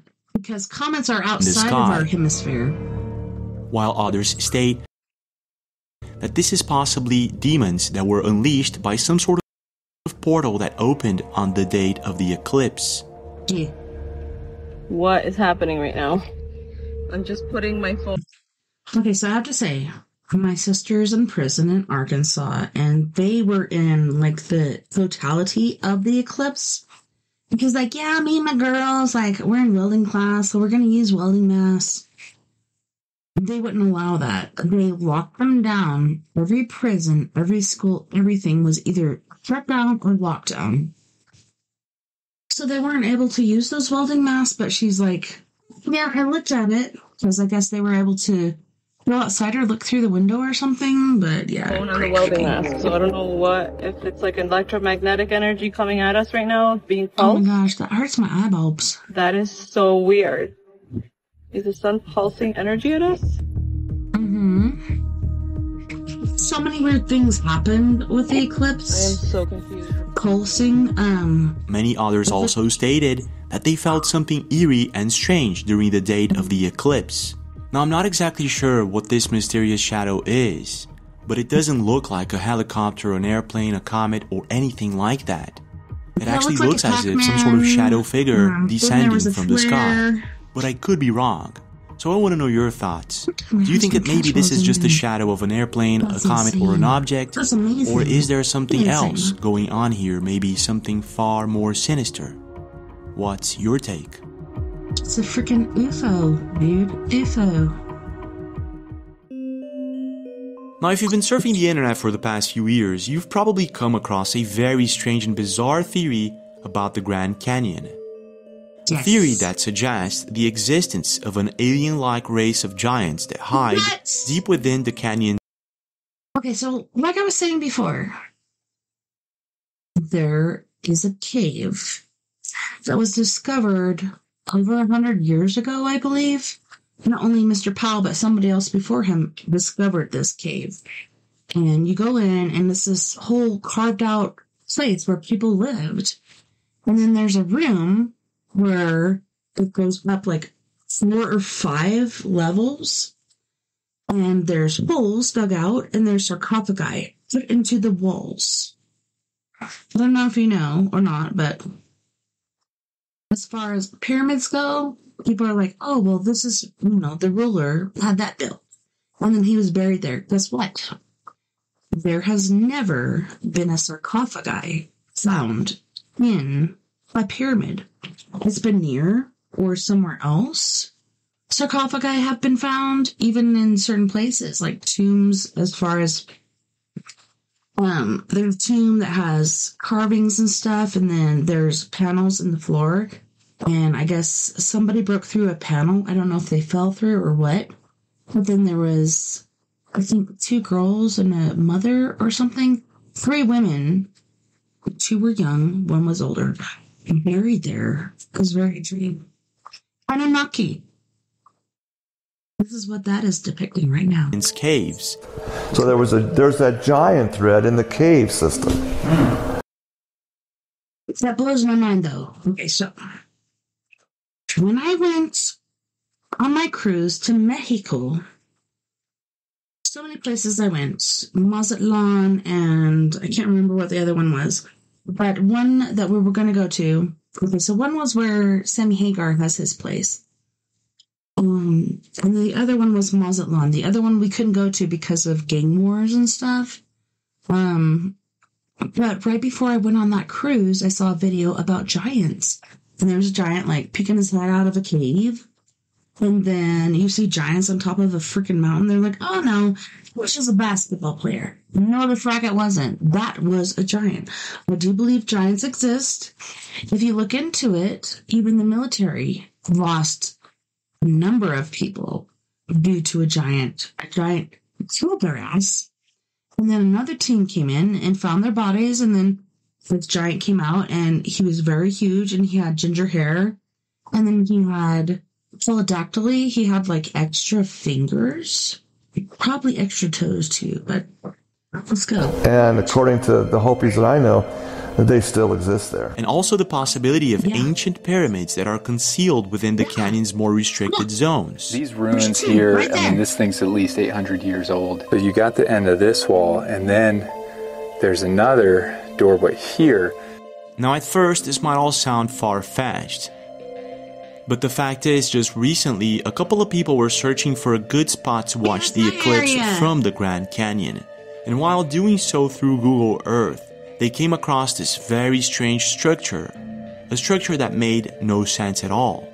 So they did what anyone would do.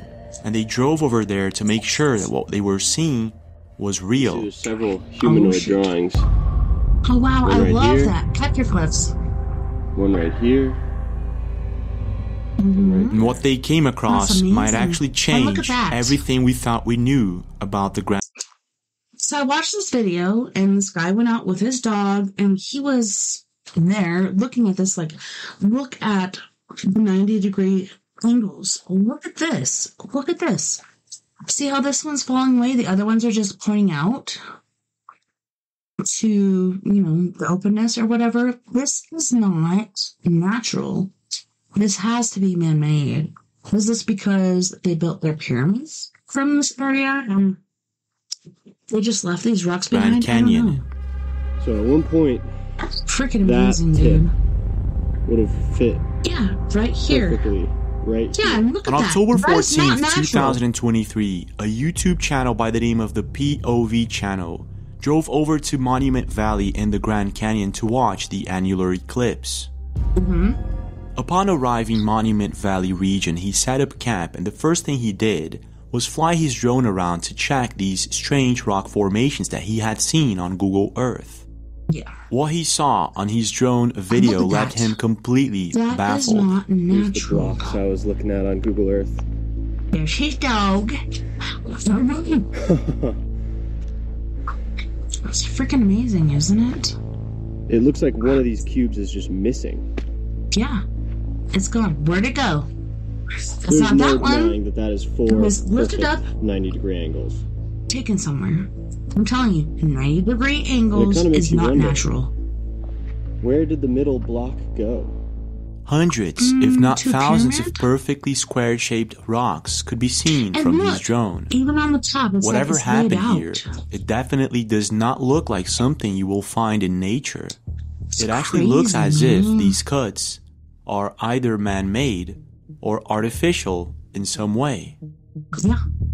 During the couple of days that the POV channel spent there recording these megalithic stone rocks, he made sure to measure and weight them just out of curiosity, and this is what happened. We're gonna measure this bad boy. And where that fork ends the bottom. Man, he did. He measured them, and then he found a way to crawl down. 36 feet by 31 feet by 32 feet. According to the POV channel and many of his subscribers, the weight of each stone would be around 400 to 800 tons. And being that there are so many equally cut cubes, one could speculate that this is some sort of ancient quarry. But the I'm not saying it's aliens, but I'm saying it's aliens. Like, so we did have the technology at one time to do this. I don't know if you've seen the Vanilla Sky thing, but we had flying craft. Because they blank out the sky. They blank out so many things. You can see the legs of people that are working on skyscrapers, but you can't see the rest because behind them are UFOs or blimps or whatever the frack in the sky. Why are they hiding it in here? question is, who would cut these stones in such a perfect manner? Aliens? And to build what? And giants? I finally found some saw blade marks. This ancient temple. You did? They had some sort of machine.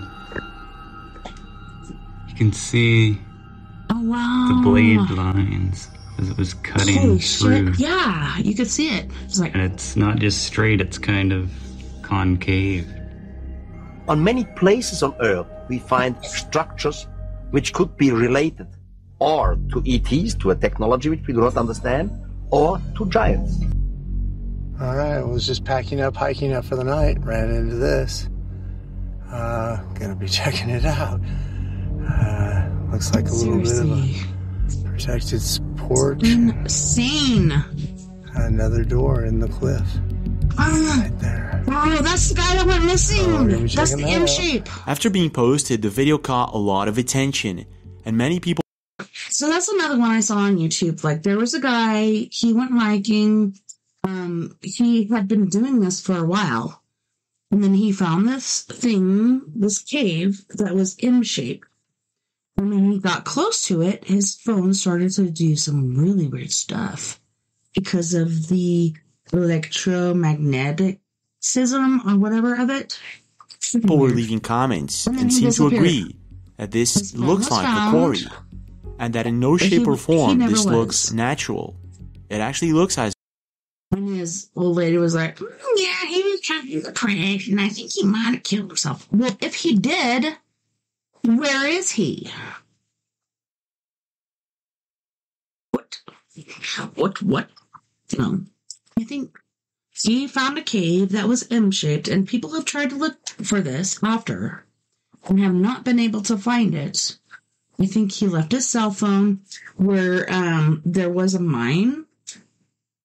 And there was a shoot, and his cell phone was found right there. He left his cell phone probably because the magnetism or whatever that's going on down there by that cave caused issues with his cell phone. So he left his cell phone there.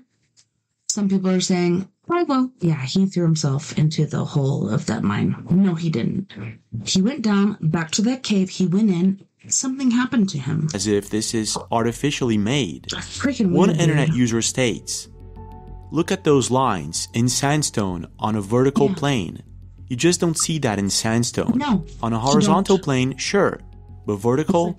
Furthermore, they continue well into the bedrock behind them. That just doesn't look natural lines to me. No. So if this is some sort of quarry, and if these are perfectly laser-cut stones, who did this, and why?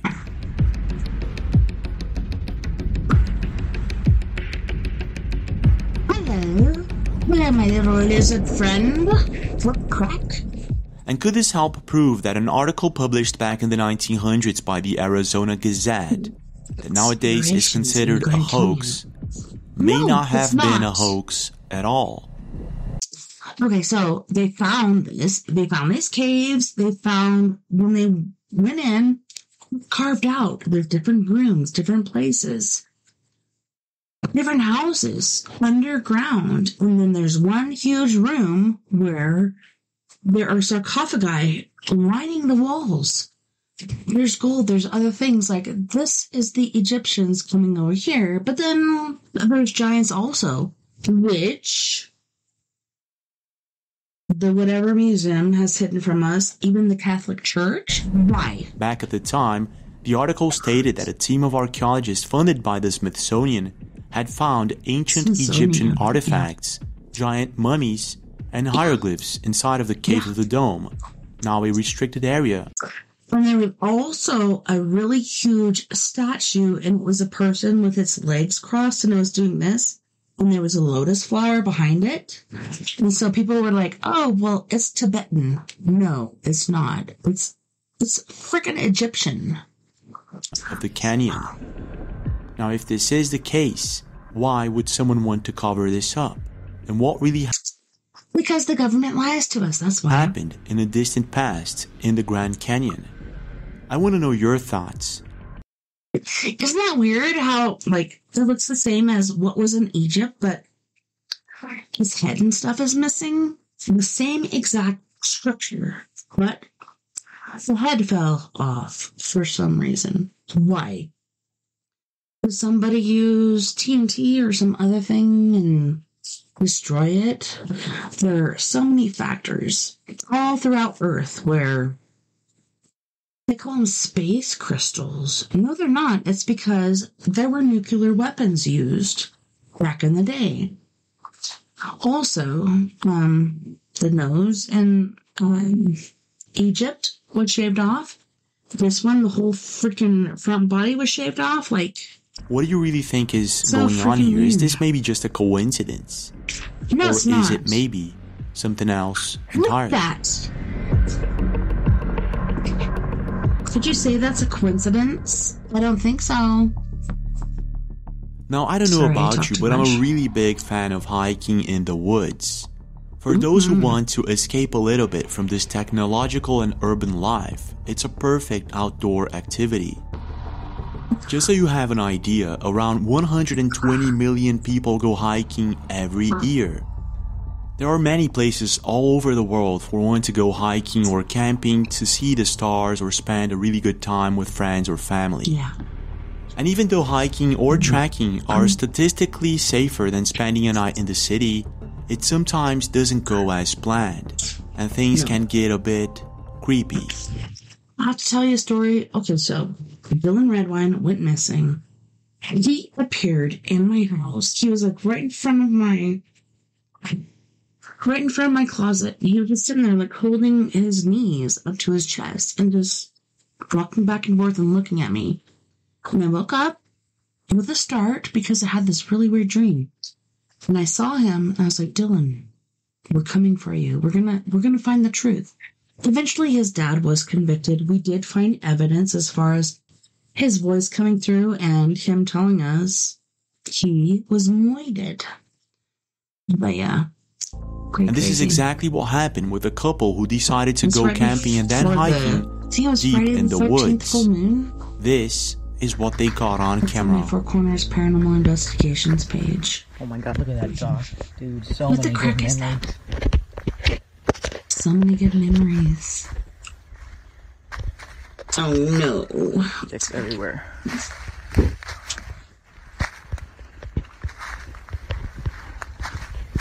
Look at this little high before. Oh my god. There's something.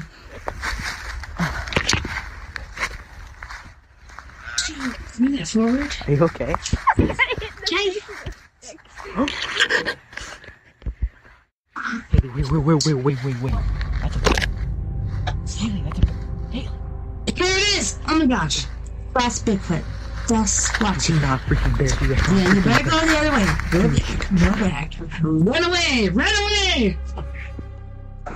Look at that. That's our cousin Bigfoot. Look at him. He's so handsome. But he stinks. At first, the couple thinks that what they're seeing is a bear. But if we zoom in and slow-mo the video, we can clearly see that whatever it is that they're looking at looks like a Sasquatch. At the time, they did what anyone would do. They tried to capture it on camera as much as they could. But when they finally realized that they're too close to it and that this thing is standing up on its own two legs, I just have to say they're really smart that they turned around and went back the other way. Because some people are like, what was that? Let's get closer and find out. No, go back to your car, get the frack out of there. Otherwise, you're going to be like those people that were in Russia that went hiking and their tent was torn apart. They were half clothed. They didn't have any shoes on. Their bodies were broken. Very bad thing. If you come across Bigfoot, run. They get the heck out of there as fast as possible. Unfortunately, there's not much information about this video, but most internet users agree that this is possibly a legit Sasquatch sighting. I'm telling you, it is. But when it comes to creepy and unexplained encounters in the woods, it doesn't stop there. People say, a YouTube channel by the name of Creepy Outdoors 4451 is used to recording videos of his hiking and camping trips. And in one particular video, something really strange happens. Oh shit.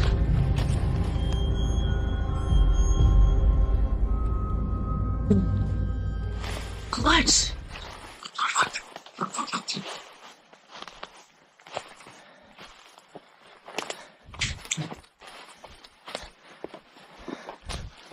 Come me out, dude.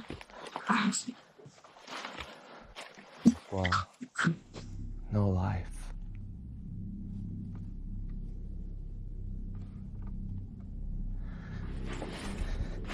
Looks like something bedded down there. Sometimes you see how trees. This place looks like without any life. Making like a teepee structure, but you can tell something was bedded down there. Pitch black.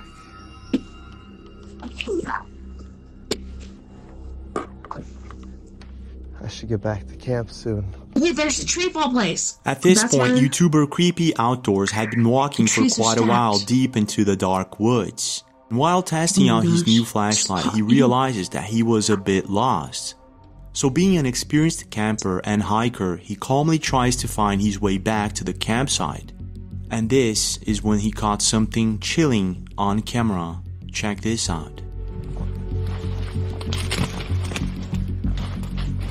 Wow. This is always fun. Yeah, look how it's been. Look at those. Completely eroded. Go back. Turn around right now. I hope I'm not getting lost here. This could be natural tree fall, but I don't pretty think sure so. Camp is back this way. Oh man. Brought a Keep GPS. going. I'm not sure if you guys ever seen the Blair Witch Project, but damn. I did. This is just giving me Blair Witch Project vibes. Super cool. Wow. See how the trees are bent like that? That is not natural. That was done by a humanoid thing, Well, at least which it'll be is a lot easier to walk Bigfoot, through here. aka Snack Squatch.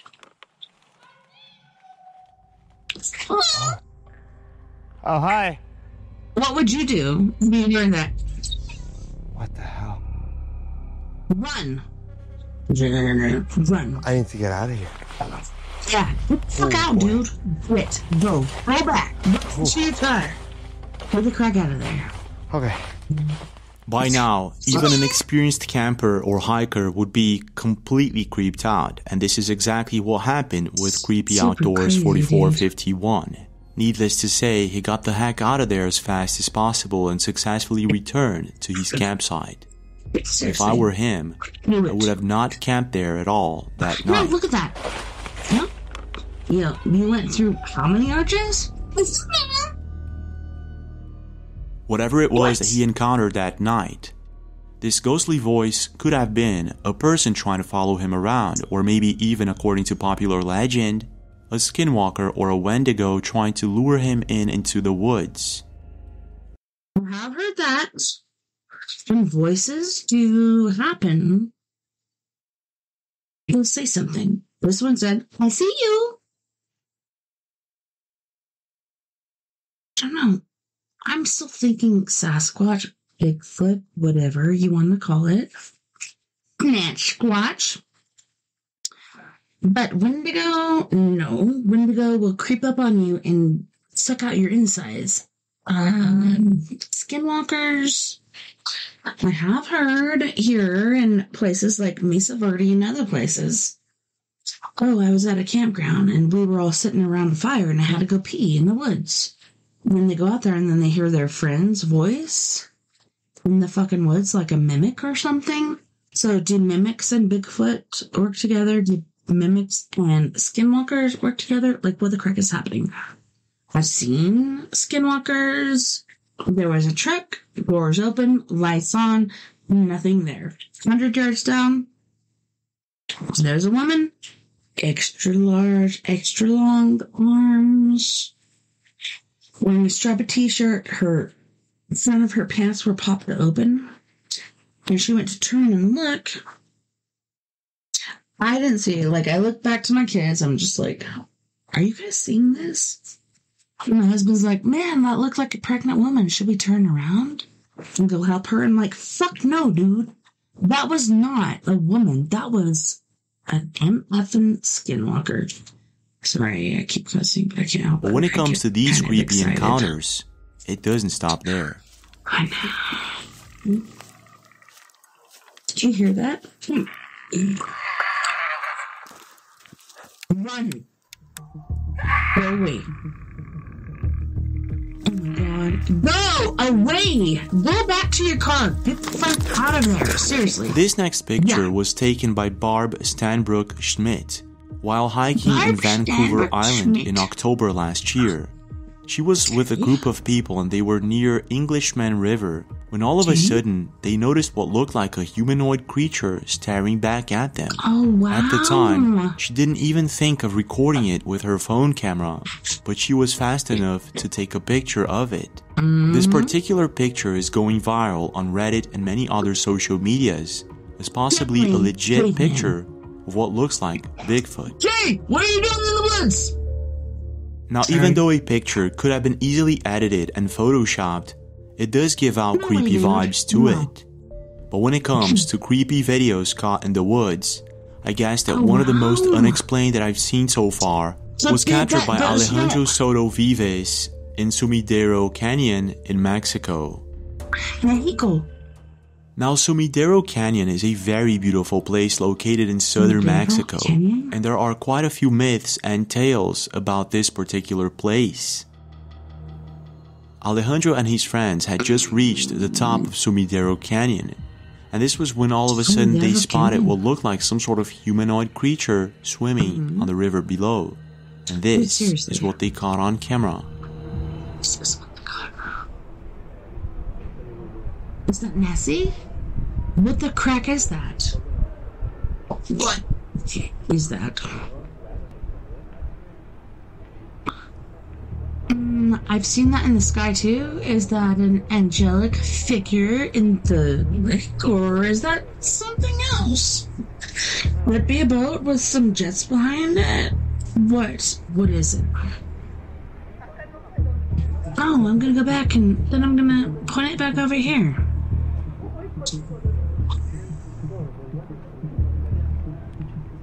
That's amazeballs. Amazeballs! I'm telling you, like, what the fuck is that? Did you see that? Yeah, I did. Okay, let me pause this and go over here to... Never mind, we got like 14 point whatever minutes left. Shall we continue? I think we shall. Let's go. Give it a go. Let's give it a go. At first, looks like a mermaid or some sort of humanoid creature can be seen swimming in the lake.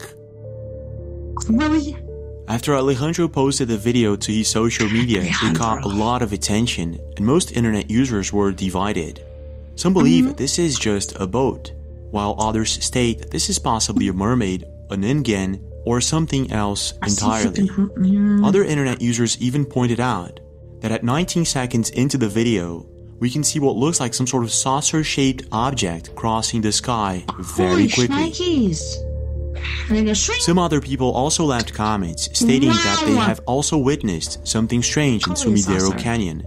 In other words, it seems that this place is a hotspot for mysterious and unexplained things. I was out here fishing and sirens came from this island. I swear to God, I have it on video. I'm gonna play it shortly. But when it comes to these mysterious sightings pertaining mermaids, there was one that happened recently in the Gulf of Mexico, and it was posted by Magpie7. This is what she caught on camera. Okay. Can I Yeah, throw it out there. Do it. Yeah, well, that wasn't a very good reach, but let's go. TSGO.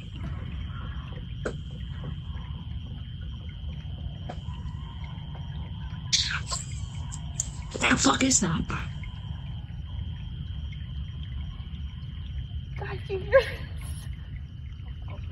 We're the only ones out here witnessing this in the entire world right now. Did you hear that? What sounds like loud, screeching sounds can be clearly heard in Mag's video, and at the time, Mag and her friend were completely creeped out about it. Holy shnikes me. After posting the video, there were thousands of comments of people who believe that this could be a djinn. Others think that this could be a mermaid due to the legends and myths that portray mermaids as beings who sometimes try to lure people into the ocean, screaming or singing just like a human being would. Now, taking into consideration that Mag and her friend were trying to find whoever or whatever was screeching out loud and they didn't, this could possibly be a djinn or... Holy fucktards. Can you hear me?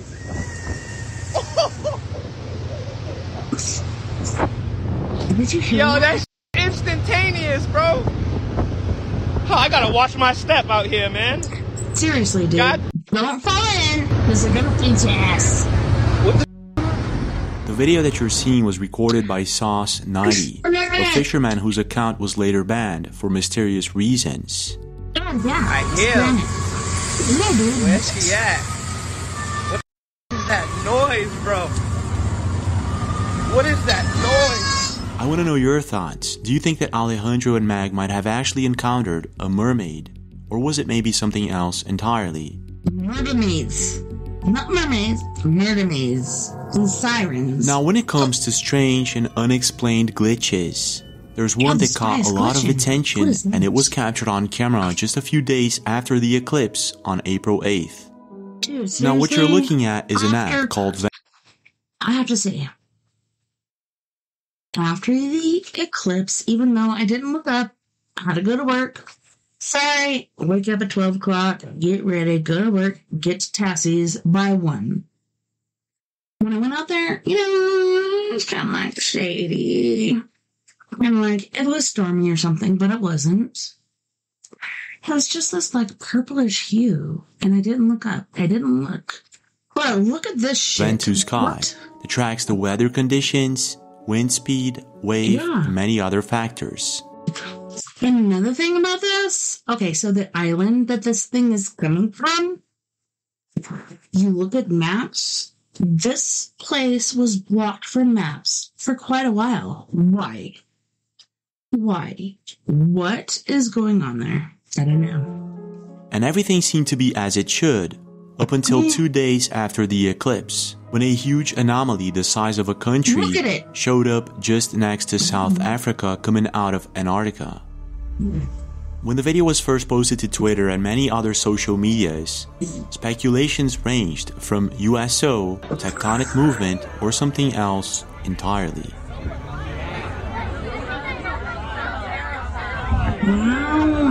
What is that? But no one had any idea what this thing was. Now, I'm pretty sure you can imagine how this scared out of a lot of people on the internet when it happened. Just imagine a huge mass traveling underwater very quickly from Antarctica towards South Africa, casting 80-foot tall waves. people were freaking out about it. But if this were to be true, there would be thousands of videos of this phenomena arriving. So this, as it appears to be, would cause a super crazy tsunami. But it doesn't. It's just this really weird thing that came out of the ocean and it keeps reappearing. What the fuck is it? And why would they blank out that island? At the coastline, which didn't happen. So this had to be some sort of glitch, right? Dude, no. Well, maybe not. And this is when things start to take a really strange turn. This anomaly was first captured and seen on February 21st by a Twitter account named Lucas. Lucas? Looks like a middle finger. Oh. In this particular video, you can see the same huge mass showing up in the same place, traveling towards South or North Africa.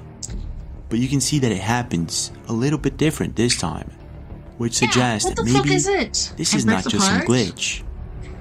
This is when things take an even stranger turn. And during the second time this anomaly showed up on Ventus Sky, there were several strange and unexplained phenomena that were caught on camera in different parts of the world.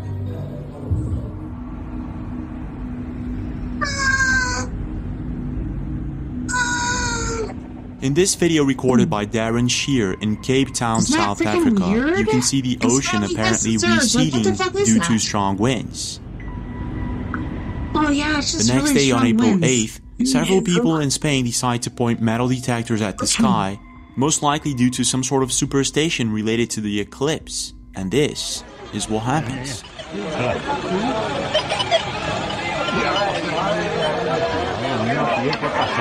my god, why are they putting metal detectors to the sky? That's interesting. That's freaking interesting, sorry. Century stink really sucks. Hopefully we're used to seeing it. Control! Metal detectors to the sky. Holy fuck, something had to have happened for them to be doing this. Seriously. I ain't pausing it, but something for some reason is causing this glitch.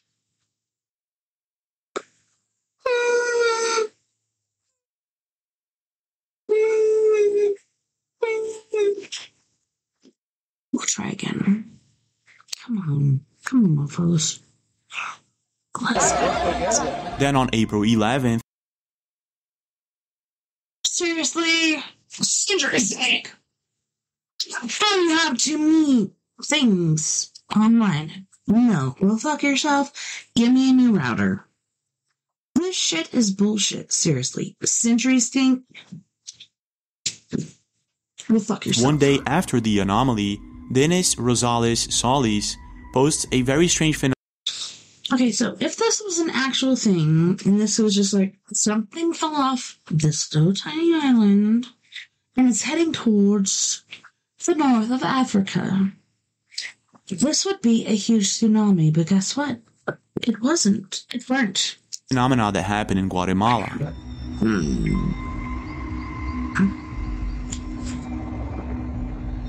Holy fuck. A few days later in China, a very strange and anomalous cloud shows up, and a lot of people associated its shape being the same one as the anomaly that supposedly came out of Antarctica.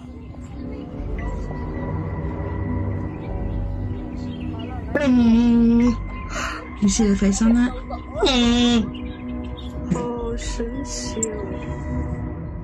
An unexplained phenomena was caught on camera at Chancay Beach in Peru just a couple of weeks prior to the eclipse and the anomaly. And this is what was caught on camera. Hoy 18 de abril, siendo las 6:20, ha habido una grieta así que se ha abierto y mira, ha colapsado esto, como hierve, como algo aguas calientes, hervidas así. Mira, ve. Y se sigue abriendo la arena. ¿Ves? No se sabe qué químico es, no se sabe. Fucking crazy. Mira, acá lo mismo, está sucediendo al otro lado del río. Strange, isn't it? But it all points out that maybe this is all just a coincidence, but many people on the internet believe that it's not. Hey, Glamham, quick update on this strange anomaly that was seen by the satellite imagery of Ventus sky. They claim that it's a glitch. The situation happened earlier on February 25th as well, which would make one wonder why the glitch wasn't fixed. Look at it! But here's a neat and peculiar thing. If you zoom in on Google Earth, you see a lot of islands, very common, little names on them, but there's one. Okay, guys, so thank you so much for being a part of We Are Paradox Media's Late Night in the Rockies. I'm so glad you were here to join us. Thank you so much to our friends on We Are Paradox Media's Facebook, KPMO Radio, eTalk Radio, wherever the crack you might be listening to us tonight. I am so grateful to have you here. And I can't wait to do it again next weekend when, correct? We don't know. I'm not quite sure. Take care of my views, take care of each other, because guess what? We are all in this together. Together, we can make the world a bit better, and together, my friends, we are Paradox Media. Because without you, there is no us.